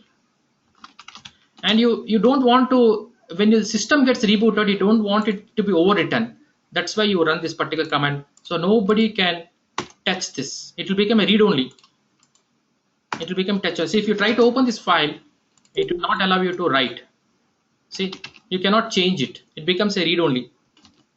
You have to say -I to do some changes, right? So now you can verify whether the NS lookup is done or not. So for that, what you do, you go here and run this. Yeah, see, you run every time 3 times, it will give a different IP. You run 3 times, it will give a different IPs. So because it is doing a round robin fashion.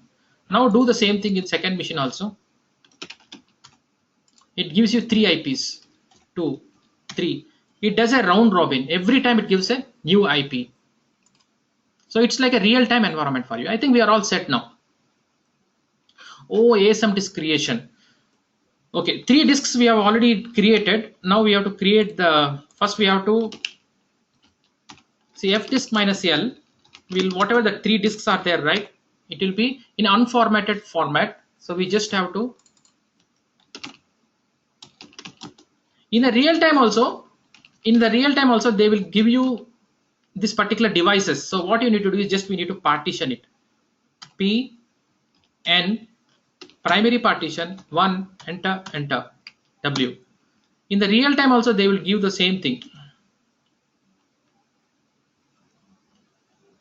B new primary 1 enter W E CDE, right? F disk minus L.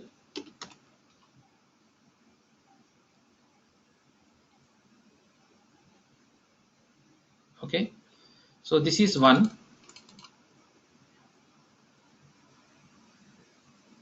SDD. Okay, D new primary 1 just we have to partition it. We don't need to format it. Now we'll create three disks about it. The steps are there here, so no need to worry.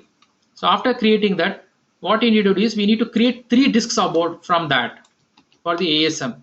So this is the thing what will it will create the three disks. The names are disk 1, disk 2, disk 3. Each is 5 GB size. Each is 5 GB size. So you can verify the list disks. How many disks are there? You can run this command to get the three disks. Run the same command in the second disk you should get. If you don't get, then you do a scan disk, and now you can get. Scan disk, what it will do, to scan the entire devices and get the disk information. Yes, I think we are all set for the ready for the installation. Oh, okay. In the second node, you change the what you do, you change the environment file, because this is ASM2 and this is August 2. In this one also same thing, make it ORCL2 and the host name also this is 2. Yeah, that changes are completed. Okay, now actually you can you're all ready for the starting the installation. If you want to take a backup of at this place also, you can take it. If you want, you can take it, that's okay. So now we need to, the software has to be loaded here. So either you can, if you are in a Linux is your host machine, you have to do an NFS setup. But if it is Windows is your machine, you can do Samba server sharing.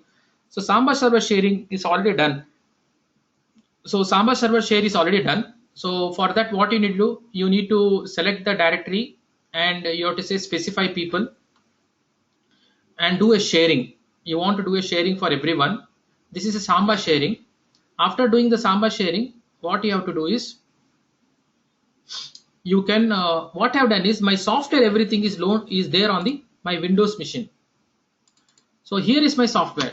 So this software, now either you can copy them, either you can copy them, or what you can do, you can create a local directory called software and you can mount it. You can get this, because already I shared it. So I already shared it. So what I've done is I gone here, I did a share, I specify people to everyone. I already shared it. So now I just need to access it. How do I access it? So for that, I can run this command.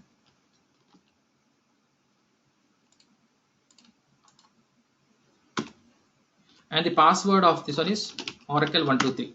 So now, because of this, the software is shared now. This is called Samba sharing. The steps are mentioned in my site. This is the Windows user. I given the Windows user password, and this is my local drive. Okay. So now we are all ready for the installation. So before doing the installation, you can VNC server we have to set up. That part we have already done. So we have to do the grid installation. Here I given some steps. Suppose if you want to do, you want to wipe out everything and do an installation, fresh installation, you can follow the steps. You can wipe out the existing and you can clean up and you can do a fresh installation. In case already is installed, you want to practice once more, you can follow the steps. But if you want to do a fresh installation, first verify public IP, private IP, date, NTP, everything should be done. So NFS sharing is already done. So we don't need to worry about NFS sharing. So this one particular package was missing. We have taken care. So we don't need to worry. Okay. So now the first thing is we need to set up SSH. So let me start the installation and I'll get some time. And during which time I can talk about few of the things.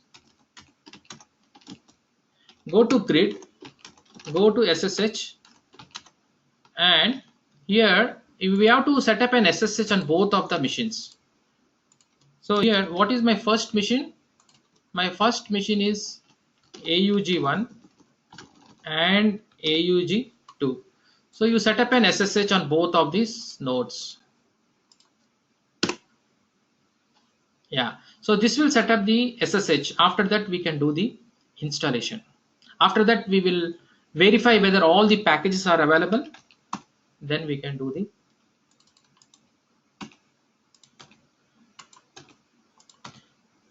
so SSH is configured. The advantage of SSH is you can go to second machine without asking the password. See, without asking the password, I can go to node 1 and I can go back to node 1 without asking password. So user equivalency is been taken care. This feature is available in 11g release 2. The next one is you can verify whether all the packages are installed or not. If it is any problem is there, you can take care of it. For that you need to run the ClueFi utility. Then only we can start the installation of grid. So for that, let me go to software and run this particular command. So this ClueFi utility will help you to verify all the packages. Will verify another 45 minutes it may take. People who have some work can leave. People who want to save, people who have some time can be there, but it will take another 45 minutes, the estimation. Because just for one small issue we have spent another 20 minutes we lost. Actually I wanted to do it in 2 hours, but it looks like I have to take 2.5 hours. The next one is simple. Just we need to do a grid installation, and after that we need to install the RDBMS.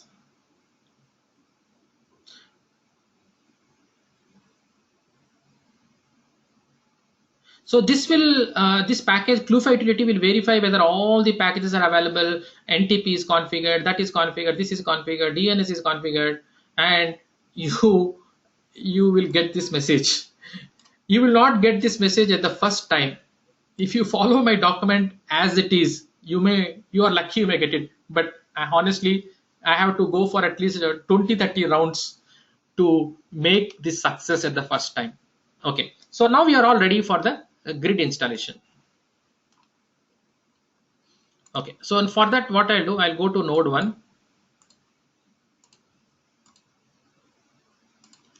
I'll go to node 1 and run a exhaust, connect to Oracle, go to software, grid, and run the run installer.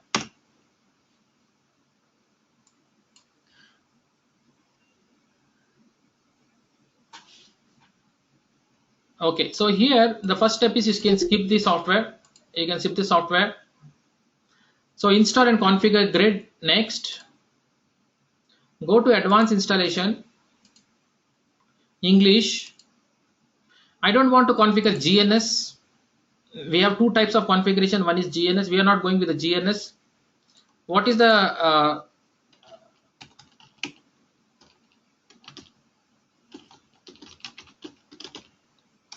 what is our scan name? I need to be very clear with this.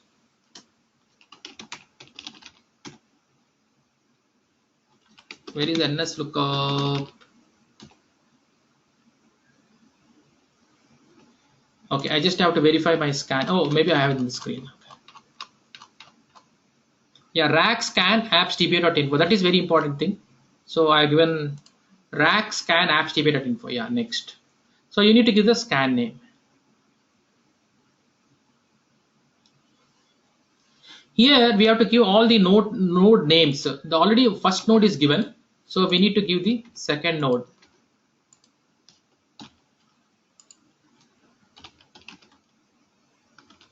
We need to give the second node.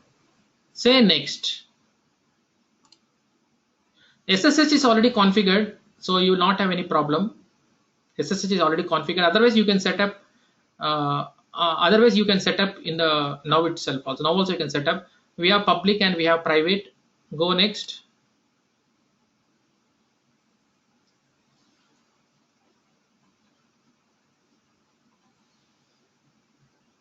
ASM, we want to go with ASM.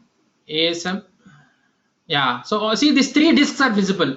This is very important for me. Sometimes it takes some time, even this getting three disks. We are going with external mirroring, so we are going to use all the 15 GB. We are going to go with all the 15 GB I want. There is something called highway mirroring, normal mirroring, that will be covered in the theory, but this is external. We are going all the 15 GB, no mirroring, no mirroring. Okay, external means no mirroring. So now I'll give some passwords. One second, just go to the previous screen, just see all can be. No, I don't want this one. So here, let it. I'll go with ASM DBA, ASM Opera, and ASM Admin. Go next. Okay, here I will go with the grid installation. So I want to do a grid installation on the grid directory on a new home. So let me recheck if it all the correct path, because if anything goes wrong, you have to unnecessarily troubleshoot it. So that's why I'm just checking whether everything I've given correct. Okay, perfect. Next.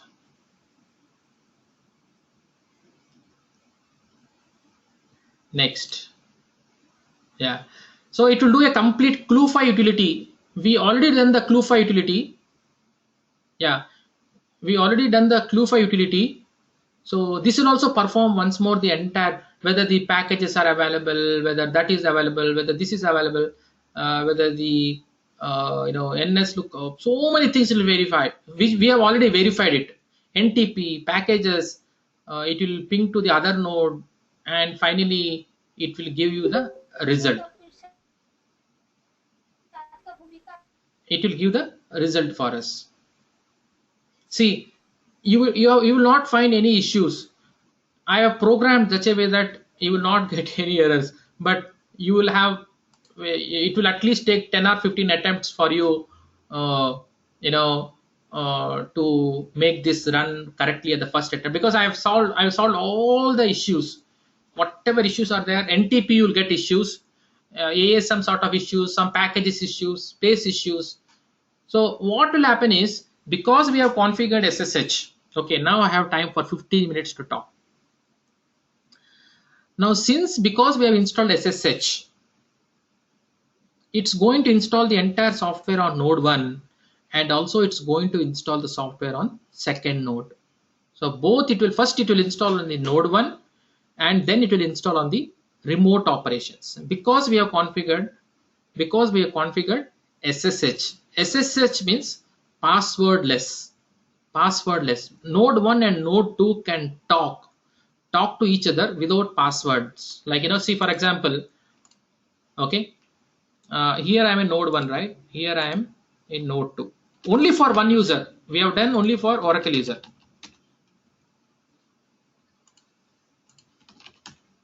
Okay, say for example, I'll create one file called from rack aug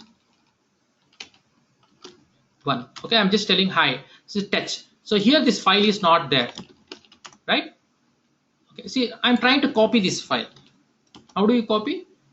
Copy this file to the second one. Which node? Rack aug2. And which directory? In this particular directory. I'm trying to do an SCP of this file. See, normally it will ask you for a password, but now it will not ask. It will not ask. It will just directly copy. That is because we have configured SSH. SSH, is a passwordless. It's for user equivalency. Some people call user equivalency and all. So now you guys can talk. Now what's happening is the software is getting installed on node 1. It will install on node 2. Then it will ask you to run some steps on node 1 and some steps on node 2. You have to follow the same process. If any problem comes, it's very difficult for us to troubleshoot. If something goes wrong, I prefer, that's why I've taken a backup snapshot. So from there again, you have to start. First, identify what is the problem. Try to troubleshoot as much as possible. Otherwise, it should be a clean installation. It should be a cleanest installation. If something goes wrong, becomes very difficult for us to troubleshoot. So now you guys have any questions, because it will take at least see, now it is trying to copy on the node 2. You have any questions, you can ask me. Have you guys followed so far? Anybody has any questions on any of this installation? Any queries? Have you followed all of this? I'm amazed. I did so many things at a rapid speed. Have you guys followed? Till now, so far, so good? Yes, Wipro Kushpusin. Huh. Yeah, Joy has followed. Yeah, Ravi Kumar. Yeah, you can talk also. You can unmute and talk. You can unmute and talk. Yeah. You guys can unmute. You can unmute and talk.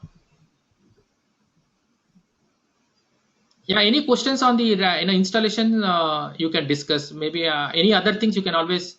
Oh, you are speaking, but maybe I'm not able to hear Kushbu. But yeah, you're not. Yeah, right. I'm not able to speak. Or maybe then you can put it in the. Yeah, rapid speed need to be once to do itself to ask somebody. Yeah. The thing is, because 2 hours is a big time. In 2 hours, I want to complete it, so I would have been little bit speed. Yeah, any theoretical questions you can always send to me. Like I will take my own time and I respond to this. But anything with respect to installation, hey, what is this NTP? What is this scan IP? Those type of things. Maybe I can you know I can just as with respect to installation. Hey, uh, uh,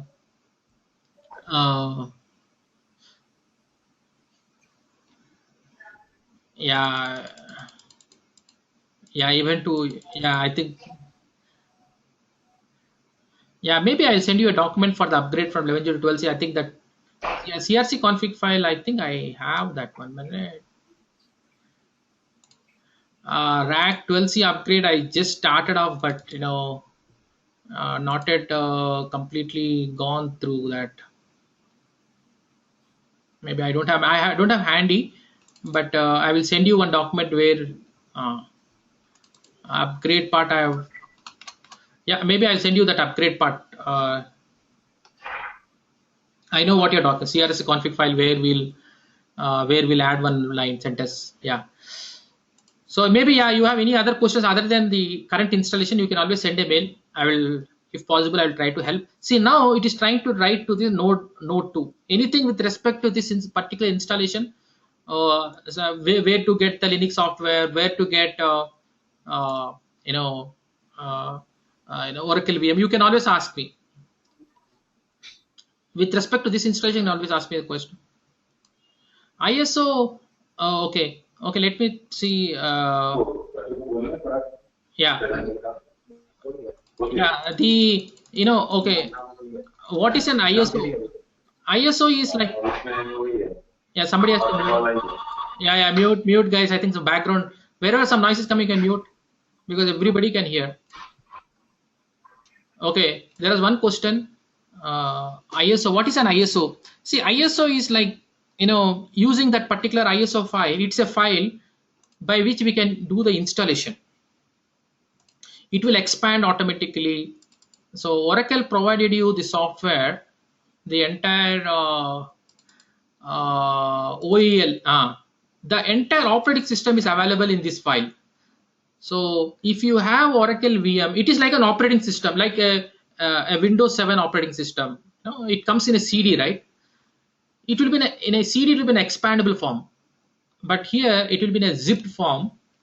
And when you use Oracle VM, it will expand automatically. It will expand the operating system, and it will do the actually when you burn this image, right, using the DVD burner, it will expand. But ISO is one statical file.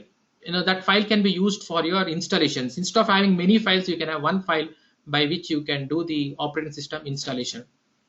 So even for Windows also have its as ISO. For example, yeah, even Windows also we have right. Windows 2008. Suppose you want to install that, also it comes in an ISO. So I have also installed Windows 2008 also in this particular machine. So it comes in one particular file. When you do using Oracle VM, when you do the installation, it will expand and it will install the operating system. Yeah, so the next step is very critical because we'll be running see, this is the very important step, not the first step but the second step. If we are success in the first attempt, we are very lucky. If we have failed, then it is like, we may have to troubleshoot, or it is not so easy for us to troubleshoot also. So let me run these commands. I am going to node 1 and run this. First you need to run the first command on node 1. Open the second terminal, go to rack second one, run the second one. Now the second script we are running, this is very critical step. This will take longer time. It will create the disk groups and so many things it does. It does so many things. If this is successful in the first attempt, we are lucky. Yeah. Hello. Yeah. The first one you have to run in both the nodes, then only second one you have to start, right? Yeah, the first script has to be run on node 1 and node 2. Yeah, this Did you run that? yeah, I've run it. Yeah, maybe. Yeah. This, Screen are moving so fast. Okay. Yeah. This script has to be run on node 1 and node 2. The second script has to be run on node 1 and node 2. After that, you have to run OK. Then you have to move. Okay. Yeah. Okay. This will take some time. Any more queries?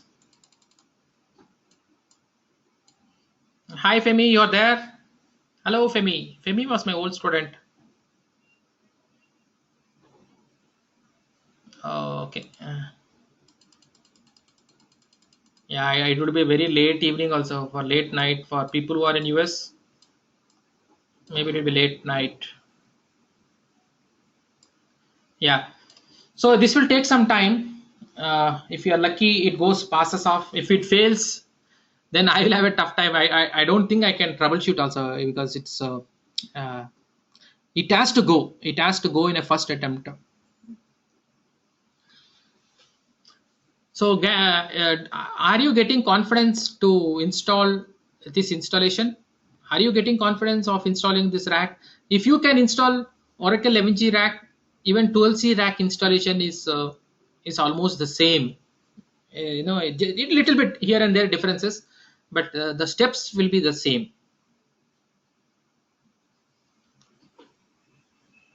Are you getting confidence? Anybody?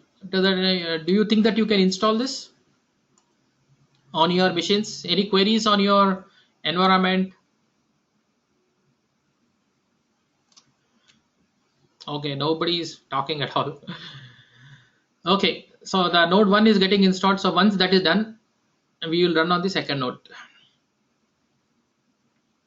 So far we are okay. So far we are fine. So the OCR is getting created. The disk groups are getting created.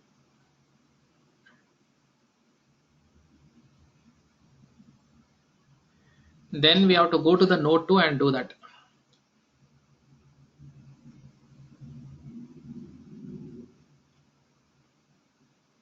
Yeah, so this will take some time. After that, the last step we will start. If this goes well, hopefully, fingers crossed, then we'll go with the notes is provided. All the steps are documented. That's the reason why I've given you beforehand itself, that go through these notes.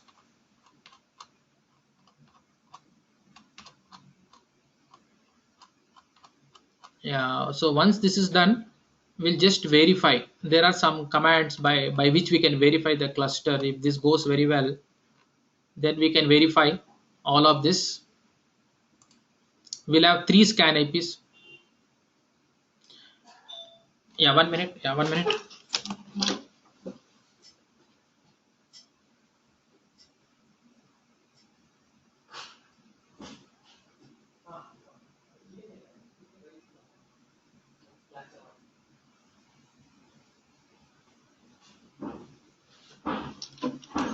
Yeah, sure. I will have maybe next session.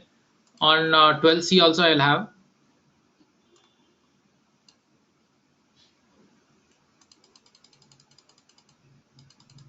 Oh, okay, okay, okay. No, Windows is your, like, are you doing on Linux or are you doing on Windows machine? On Windows is your operating system. Oh, Windows is operating system. Yeah.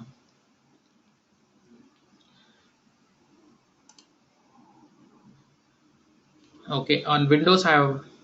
I have never done on Windows.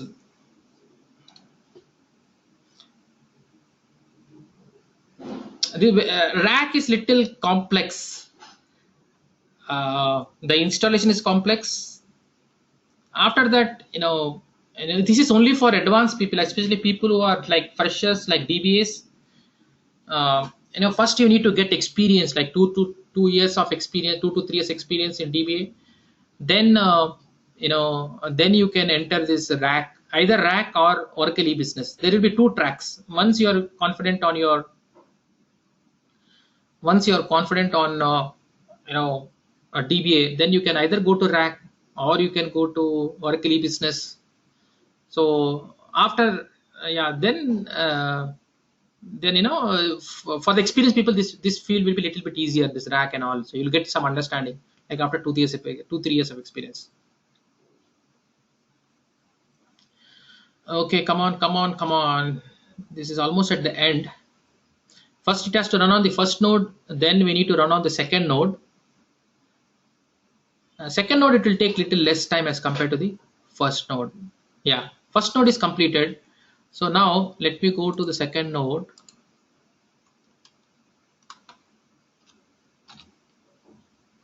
Copy the first one, paste it here. Oops.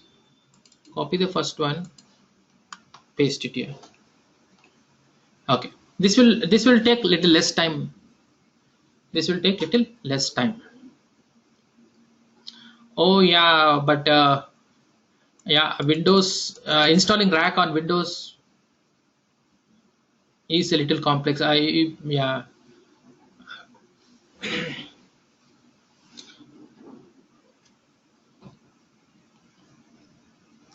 Hello, Tanvir, you're there? Tanvir, are you there? People are. Yes, sir. How are you, Tanvir? Yes, sir. Yes. How are you, Tanvir? Fine, fine. Fine, fine. Uh, How about you? yeah, I'm fine, man. So how are things going on? How? Still struggling. Yeah. Okay. Yeah. So once this is done, once this is fine, we are going to say okay, and it will do a cluster verification and it will come out. It will do a cluster verification, come out, and then we will install the RDBMS. Then we are going to install RDBMS. RDBMS may take like 10-15 minutes, 10 minutes. Then we'll verify the entire installation. We'll also see the start stop scripts and we'll end the session. Another 20 minutes, I think we should be done. So the entire 2.5 hours, in 2.5 hours, I know it will be, 2.5 hours to do a rack installation is a complex thing. But I wanted to cover entire in one session so that you have notes, you have videos, you have notes and you have videos. And what I'll do is I'll be uploading in the I'll be uploading in this particular link, appsdba.info/dba. It is a subdomain now, /dba. In this I'll be uploading, it will be a video, and after that the notes link, right? So it will be a video and the notes link. Last 2 weeks before we had a DBA installation. I have already uploaded it. Today I'm going to do this rack upload and I'm going to paste it. So now most probably I'll be following this format. Like first it will be a video link, then the corresponding notes. So then you can pass on your comments also. Yeah. So I'll show you an example how it will be. Say for example, if you click a DBA, Yeah, this the installation of BBA. So first it will be a video.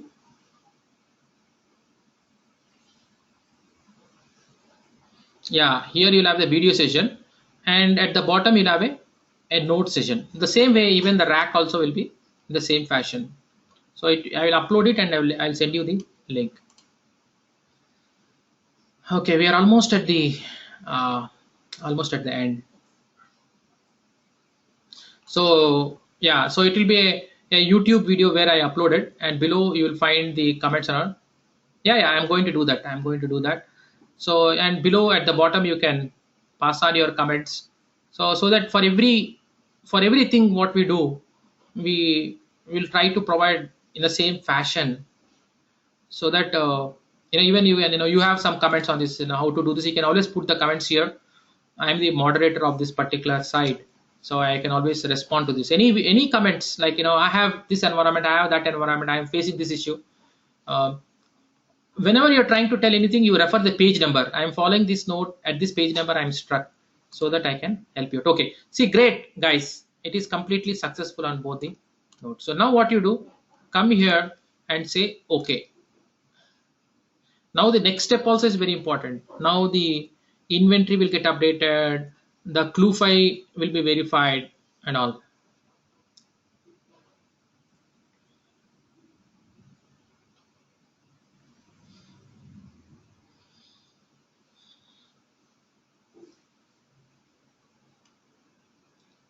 So at least if you do like 10 or 15 times, and every time you need to learn, like something goes wrong, okay, how to avoid that issue. So then at one point of time, it will be a clean installation. And however, I have put a lot of effort.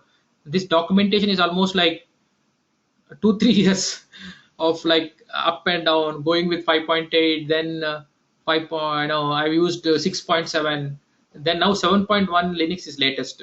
But I was trying to make it as simple as possible. Especially I like that scan concept. The scan concept is very very interesting stuff. In when you come to 11G release to any interest you go, first they'll ask you what is the scan IP. And earlier days I used to create one scan IP, but in a real time, right, you will have three scan IPs. So because and now I'm in a better position to explain you, like, there are three scan IPs and you've seen that. And every scan IP, it goes in a round robin fashion. The scan IP does the load balancing for you in a round robin fashion. From the client, whenever it connects, it goes to the scan IP, it hits the scan IP, any scan IP, either it's 1 2 3, and from there it goes to the least loaded node. The scan IP will get the information. Hey, which node is least loaded? Whether node 1 or node 2. Okay, node 2 is least loaded. Then pass on the information to node 2. From there, the client will connect to the node 2. Yeah, perfect. So this is done. So now you close it. So now what we'll do, I will start the database installation also, and we can verify in the time. We can verify a few things. Let me kick off the database and we can verify the entire cluster.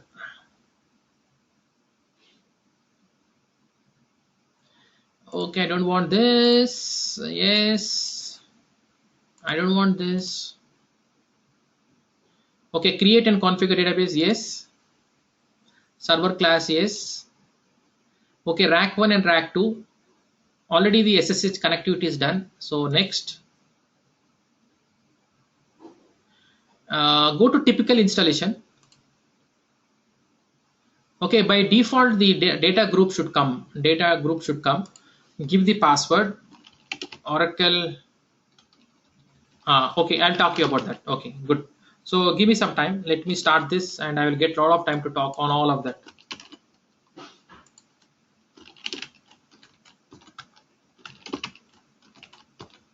Okay, next. The storage type is ASM. So the storage type ASM is again a very very big topic to be understood. When you come to Oracle for you, what are these passwords? For the system, yes. First the ASM password and then the system passwords. So what is SSH? Anybody can explain me? Anybody can unmute and talk. I've already explained SSH. What is SSH? Anybody? Joy, come on. SSH. What is SSH? SSH is a utility we can connect from one node to another node. For RAC, we keep it password is null. So whenever we do SSH, it will connect the second node without asking password. Yeah. But we can keep no. For RAC, we keep it. Password as null. Yeah. See, here we are able to do a remote installation. See, now node 1, the software is installed. ASM is installed. Now go to node 2. There are 2 nodes. In both the nodes, the installation is done. See, here is the ASM1 and ASM2. Have we gone to second node and did the installation? We started from the first node. And how did the installation happen on both the nodes? That is because of SSH. Oracle can support 100. I'm telling to 11g can support 11g up to 100 nodes, 100 plus nodes, and 12c can support around 2000 nodes. They say. So if there are 100 nodes, can I install on each of these nodes the software? So I should be able to do installation remotely. So when I start installation on the first node, it has to install on all. Take an example, 100 nodes are there. So if I install on the first node, it has to get installed on all the other nodes. So whenever it goes to the second node, it normally asks for the password. So in order to remove that password facility, we configure SSH. So Oracle has provided you an excellent utility. Oracle has provided you one excellent utility. Oracle has provided you one excellent utility called SSH, this particular step, by which it will configure the user equivalency. Set upsets and drag kind of config. Yes, yes. So it will also create some dot files. Yeah, it also creates some dot SSH files and all of this. Yeah, okay, Tanvir. So that is the thing of SSH. So when you go from one machine to another machine, it will not ask for password. So that is the way the installation will be done, right? Okay, when the installation is happening, we will try to check all of these commands, whether all of these commands are working or not. So the first thing, whether 3 scan IPs are available or not. See, the 3 scan IPs are there. Okay, here is the first scan, and here is the other 2 scans.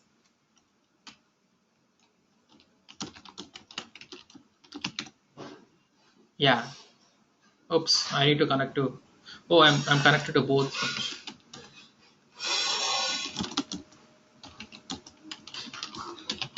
Yeah. See, scan IP2, scan IP3, and scan IP1. So per cluster, there will be 3 scan IPs which will do a round robin fashion. There will be a local listener on each of the nodes. See, here is a one local listener. Here also one local listener.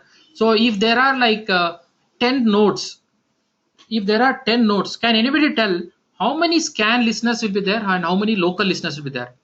Can anybody tell me if there are 10 nodes are there, how many scan listeners will be there and how many local listeners will be there? 3 scan and 10 local. Yeah. So there will be 3 scan, and 10 local listeners. Okay, very, very important. Per cluster, you will have only 3 scan IPs which will do the load balancing activity for you. Okay, so this is the first step. Okay. Yeah, you can even run this particular command. Okay, let me have an environment.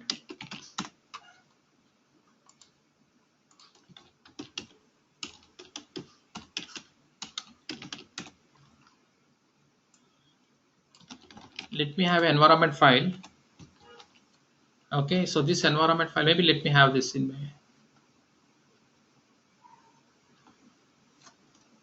Same thing I can have here also.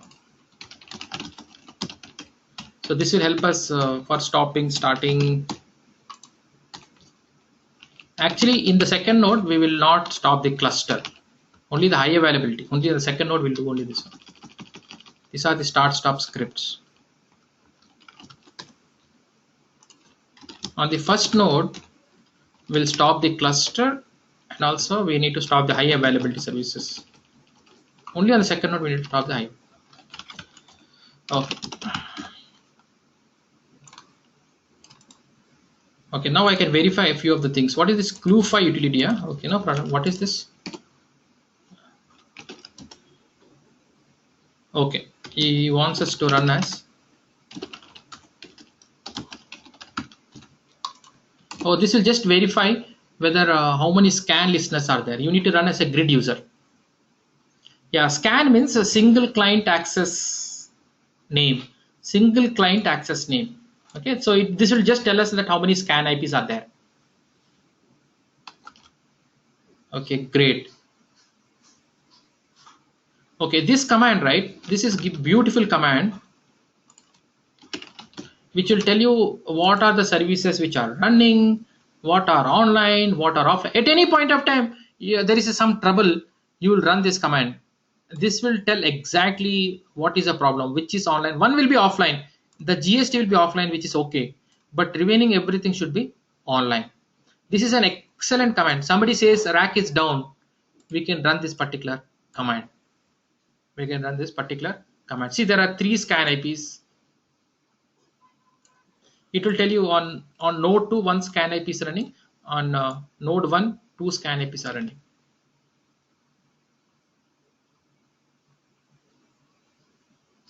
Okay, the GST is stopped by default, but if you want to start, you can start it. That's okay. You can check the cluster services on both nodes. You can check, run the environment file and run the command.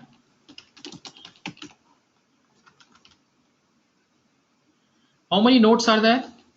There are, how many nodes are there? We have 2 nodes. How do you know? You run this command, it will tell you how many nodes are there. Whether ASM is running, you run this command. Okay. Whether OCR is running, what is OCR, what is voting disk, this all, it's a theoretical subject, but we are not going to cover in all of this. It will verify whether OCR is there. The OCR is stored in this disk group. Whether voting disk is there, these are the 2 important components. Yeah, voting disk is there, only one is there. We can verify the entire cluster also. Minus all means it's the entire cluster. Okay, so cluster is running on both node 1 and node 2.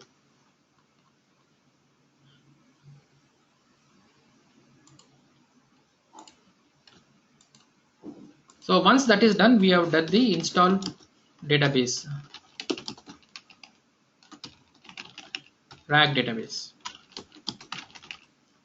Okay, so for that we have simply run installer and follow these screenshots.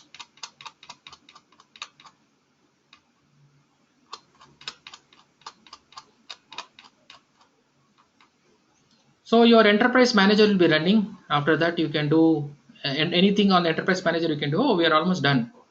Okay, let me add few things. What normally you require. Okay, so start and stop scripts.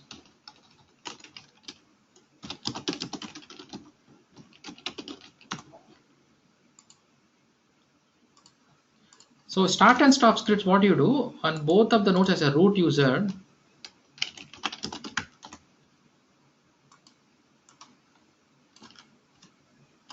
So on node 1, you should have something like this. Okay, to stop.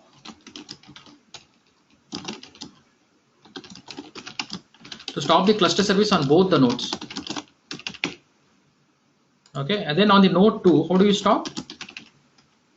On node 2, you don't need to stop the cluster as a root user.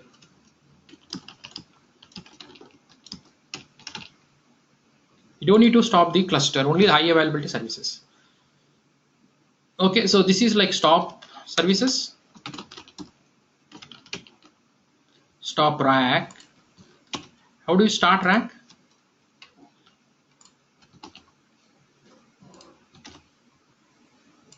How do you start rack? Actually, reboot is the best thing. After stopping, when you restart, right, it will start automatically everything. But in case if you have to start, what you do on the node 1, you start, and then you start the cluster, then you start this. Actually, what you have to do, this is pretty tricky. Okay, first you start availability. Yeah, no, node 1 and node 2 you'll start it. Then again you'll come to our node 1. You come to node 1 and run this script. First high availability services have to be started. Then only the cluster has to be started. Yeah. So this is the stop scripts, start scripts, and this is the stop scripts. So I think everything, how to, in my document, I almost have everything I covered. So let me upload the, I'll send you this updated document also. And the good thing is you can go to any topic, like, suppose now I added start and stop scripts, right? So you can always click it. You can go to start and stop scripts. Okay. So I will send you the references. Failed issues are there. Problems and solutions are given. References also are given. Okay. The installation happening. Now seeing this, what's happening is the installation is happening on node 2. It is actually copying to node 2. First it will do the installation on node 1. Even patching also, even when it comes to patching also, it will do on the node 1 and node 2. So if we have 10 nodes, we don't need to install patches on all the 10 nodes. There are different types of patches. Depending upon the patch. You have an advantage, especially if you are going from 11.201 to 11.204. Then it's not necessary that we need to install on all the nodes. So yeah, so I think I have covered almost everything. You have any more queries to be added? If you have anything to be added, you let me know.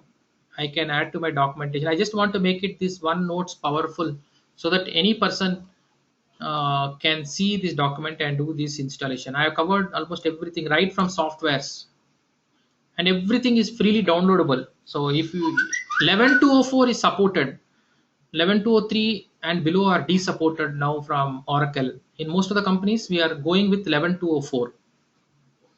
I did from 11.204. No, let me get the 11.204 patch. Maybe I'll recommend 11.204 patch,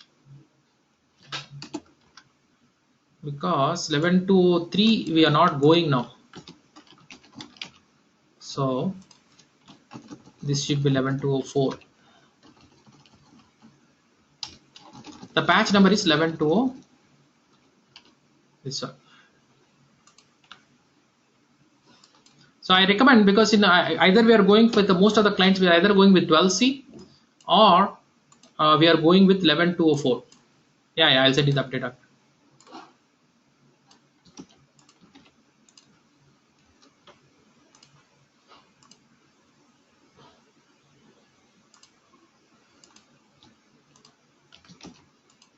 Okay, now so go with this. And 5.8 and packages, everything, locations are given you. Okay, where are we? Okay, so this should be done another 5 minutes. By 12:35 I can. Yeah, how to apply a patch and all this, again, it's a different thing. So maybe I will take in a phased manner.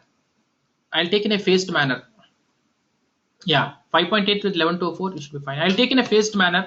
Initially I started with installation, then cloning is there. See, yeah, OPatch. Yeah, of course you are going to use an OPatch utility. OPatch, or it depends upon, again, depending upon the patch. So there are so many things, like you can do rack to rack clone, or rack to rack cloning is one thing. Yeah, CPU patching is other thing, and data guard is some other thing. Yeah, if you have 4 nodes, right, you can also do a data guard setup. You can have one machine where you can.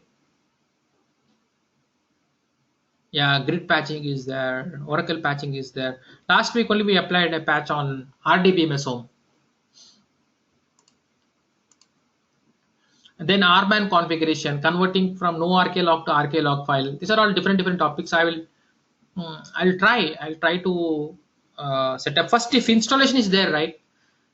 Installation is there, then remaining everything you can slowly you can pick up.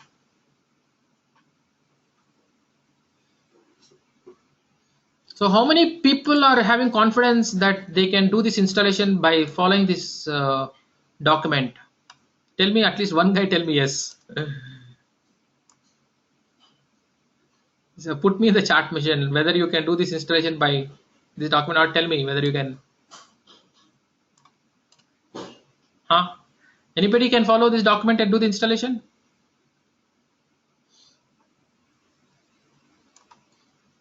Yes, okay. One guy responded. Dell. Michael Correa. Yes. Okay. Okay. Yeah, just follow this and try to do this, and in the net also, because I am. It is. This is not my own thing. I would have also followed so many documents. If you see my references, if you have seen my references list, right? I would have followed so many documents, uh, mixed up. Yeah, see this. How many people have really helped me? I would have followed all of these document, and that I tried to make it a simplified solution. So little less hiccups. If you have seen, I didn't had any hiccup. Most of the steps were very simplified. So that was the whole idea, because I collected information from most of the people. Other is Oracle base. I didn't mention Oracle base. Oracle base is a very website. All of them I followed, and I'm trying to make a simplified solution for you guys. Yeah, now database is getting installed. Now database is getting. I'll just show you the database installation just to verify whether database is installed, and then I will just stop it, and that should be end of today. The thing is, the entire cycle is covered in almost 2.5 hours. So that's the thing. Anybody is working as a RAC DBA here? Anybody working as a RAC DBA?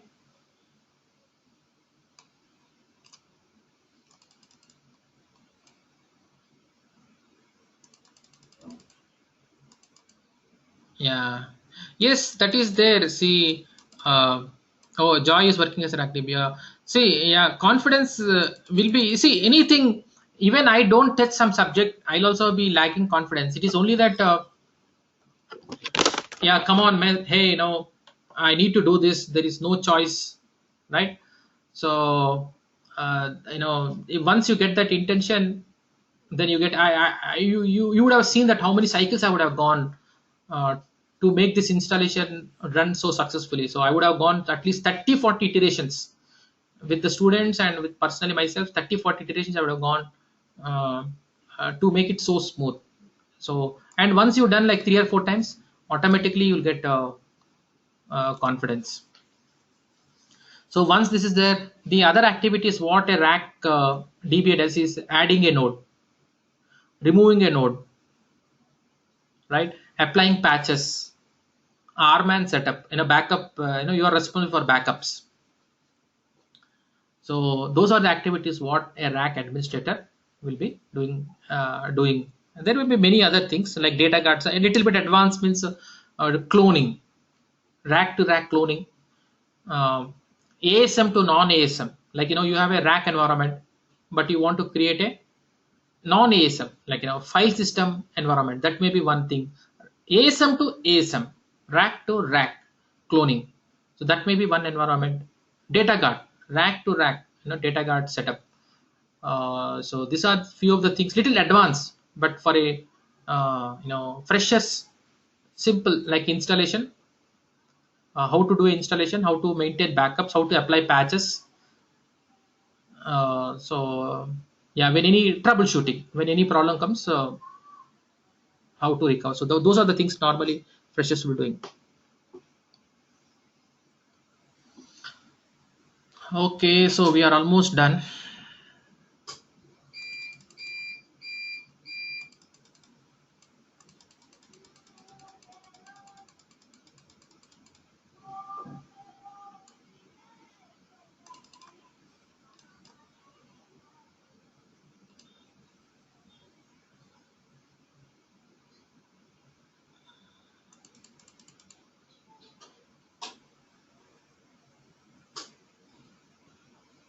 Come on, come on. Get.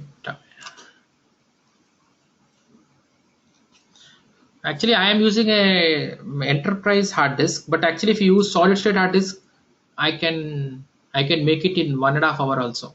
Maybe if I had used solid state hard disk is very expensive hard disks, but very fast IO, very fast IO. All this would have done like chuck it would have done. I have solid state hard disk, but I'm still using this enterprise hard disk. That also is this also is faster. Yeah, I think we're almost done.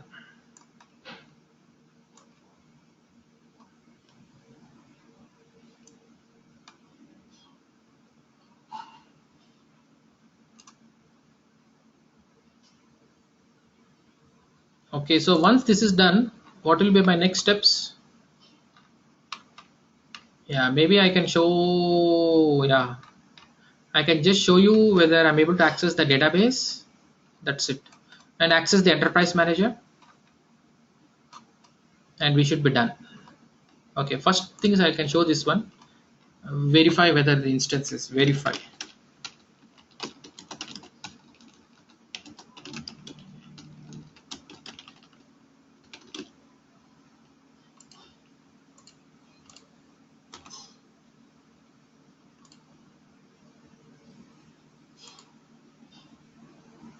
So for that, what you need to do, you need to connect as an Oracle user, run this environment file, verify the SID. Okay, and you can connect and check.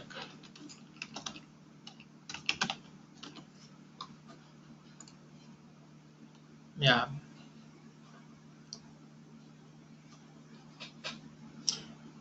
You can have multiple databases. You can have one grid infrastructure, but you can have multiple databases. Oh, I can show few more things also, right? Yeah, maybe I can show few more things. We can access the ASM part like this. This is ASM. This is ASM.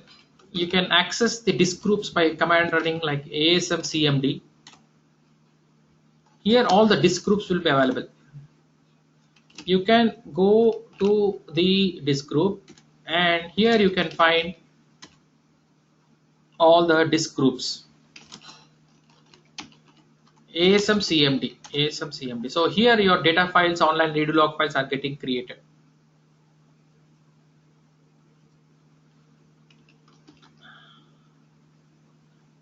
Okay.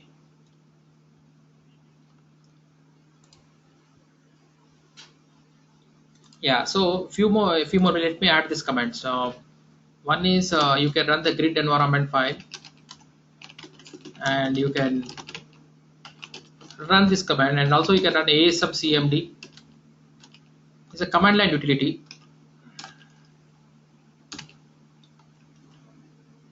You may also have to get comfortable with SRVCTL, CRVCTL commands. These are all some commands are there.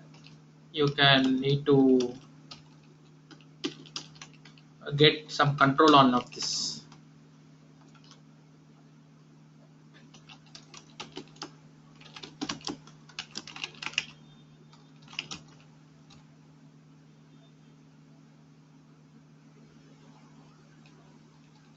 If you have any doubt on any command, you can always run -h. Suppose I want to know about database and I want to get a help on this, you can get help on like this. And from here, I want to know the status.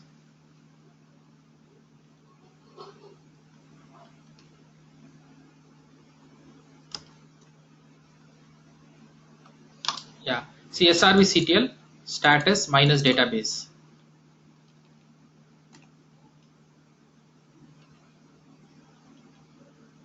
The syntax is SRVCTL.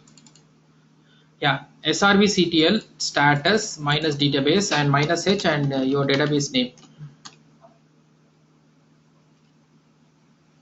Oh, database.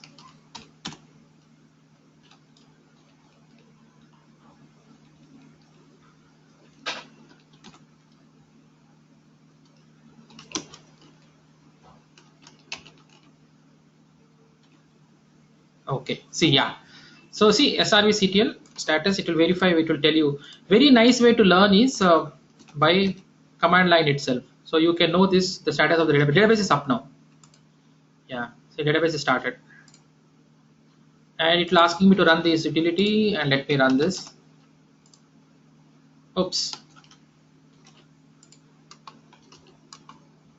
Run this on first node, go to second node, say okay. Yeah, your enterprise manager is also up. Okay, now just let me verify this database is up or not. We can run this, all the control file, log files, everything. Where are they? This command, just verifying they're all. Oops. I want to know where are all my locations are available. Control file, log files, and this one. So let me put this.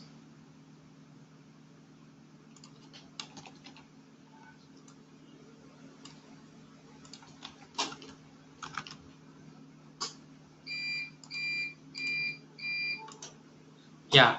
So $v log file, $v control file, $v data file, and $v temp file. So see, and they are in the disk groups.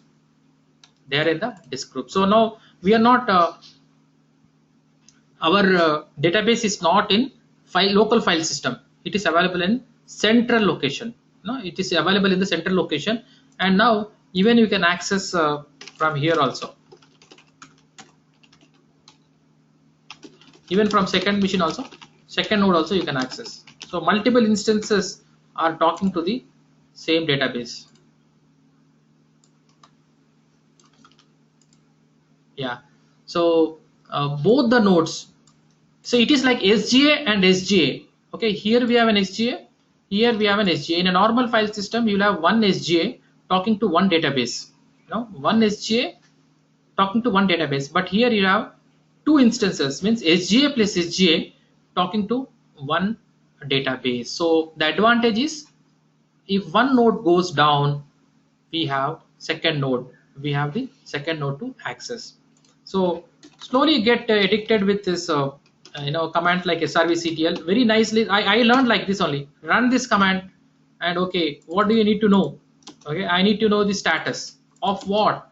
Say for example, I need to know the status of ASM. Okay, I do not know the syntax. Say -h. Okay, so now you will get the syntax. Run the ASM. Here -n node name. So -n. What is the node name? RAC AUG2. It will tell you whether ASM is running on node 1. SRVCTL, if you get comfortable with SRVCTL, you can do miracles like this. So okay, let me know how to use this, how to know the status of instance. How to know the status of instance. So -h. Okay, so now srvctl -h. So first you provide the database name ORCL, and then -node name. So for example, RAC AUG2. So this will tell the instance status. Instance. Every node is having an instance. Database name is ORCL, but the instance name is ORCL1 and ORCL2.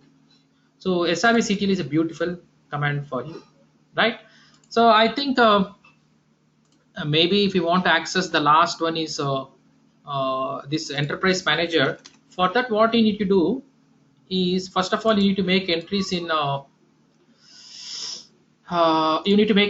Windows System 32 drivers, drivers, etc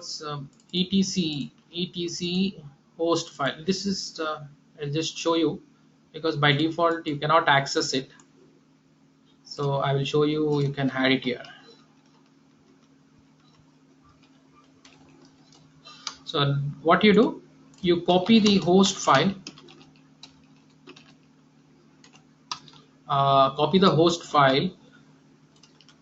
and make it safe. Okay, so now you can access it. HTTPS, it is runs on HTTPS, and it is 5500. Now what was the command? Okay, 1158. Okay, go to 1158. 58 and EM. Okay, it tells like this. You will get like this. Don't worry about it. Oh, okay. Take a screenshot. That's a good one.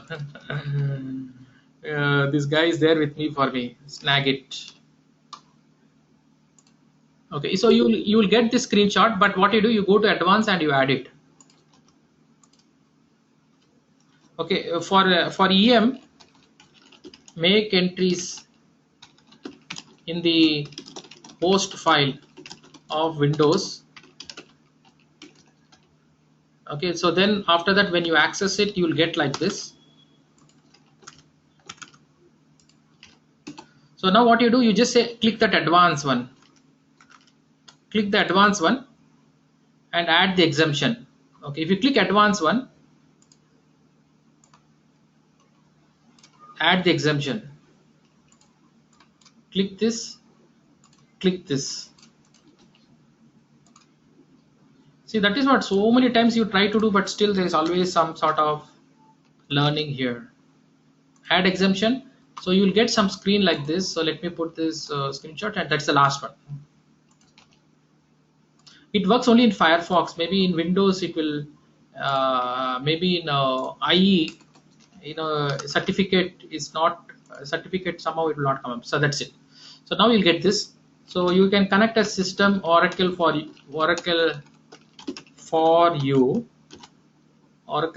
and password is HTTP login. So this is where how you can access the enterprise manager. So both node 1 and node 2 can be managed here. Okay now.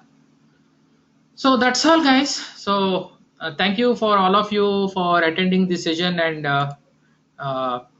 for being so much patiently for seeing all of the steps. Hopefully I've covered everything on this particular installation, and hopefully I'll send you the updated document, and hope you guys have enjoyed the session.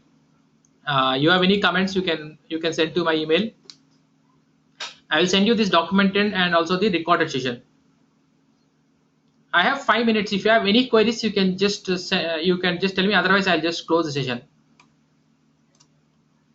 Okay. So if host is Linux, in that case, how to go about it? What is that? Host is Linux, and this is for Windows. You have to put an entry. It is the host. If the host is Linux, in that case, how to go about it for enterprise manager? Even if Linux, you want to access from Linux, or even Linux means directly, it will not be a problem. See, for example, in Linux, right? Okay. Yeah, see, Linux, right? If you want to access from Linux directly, you can click the Fire browser, and there itself you'll have less issues. You don't need to make an entry, because already the entries are already there. And one more thing, when you reboot the machine, how to restart the this thing? Yeah, okay. Maybe I'll show you how to stop one. Yeah. So stop it. You just stop it, and just say init 0, and next time when you reboot, right, automatically all the services will be up. You have to stop it. EM also will be up. What is that? Enterprise manager also will be up automatically. Yeah, see, you stop all the services and you say init 0 instead, and next time when you restart, all the services will be up for you. Okay. Right. So stop this also, and stop the high availability services on the second node.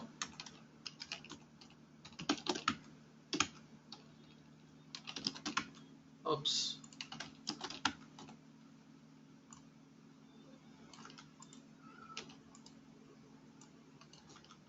Yeah, stop it and say init 0 and init 0. That's it. That's it. So we are done with this. Okay, guys. So then I'm closing session. Bye bye. Thank you for everybody for attending the session.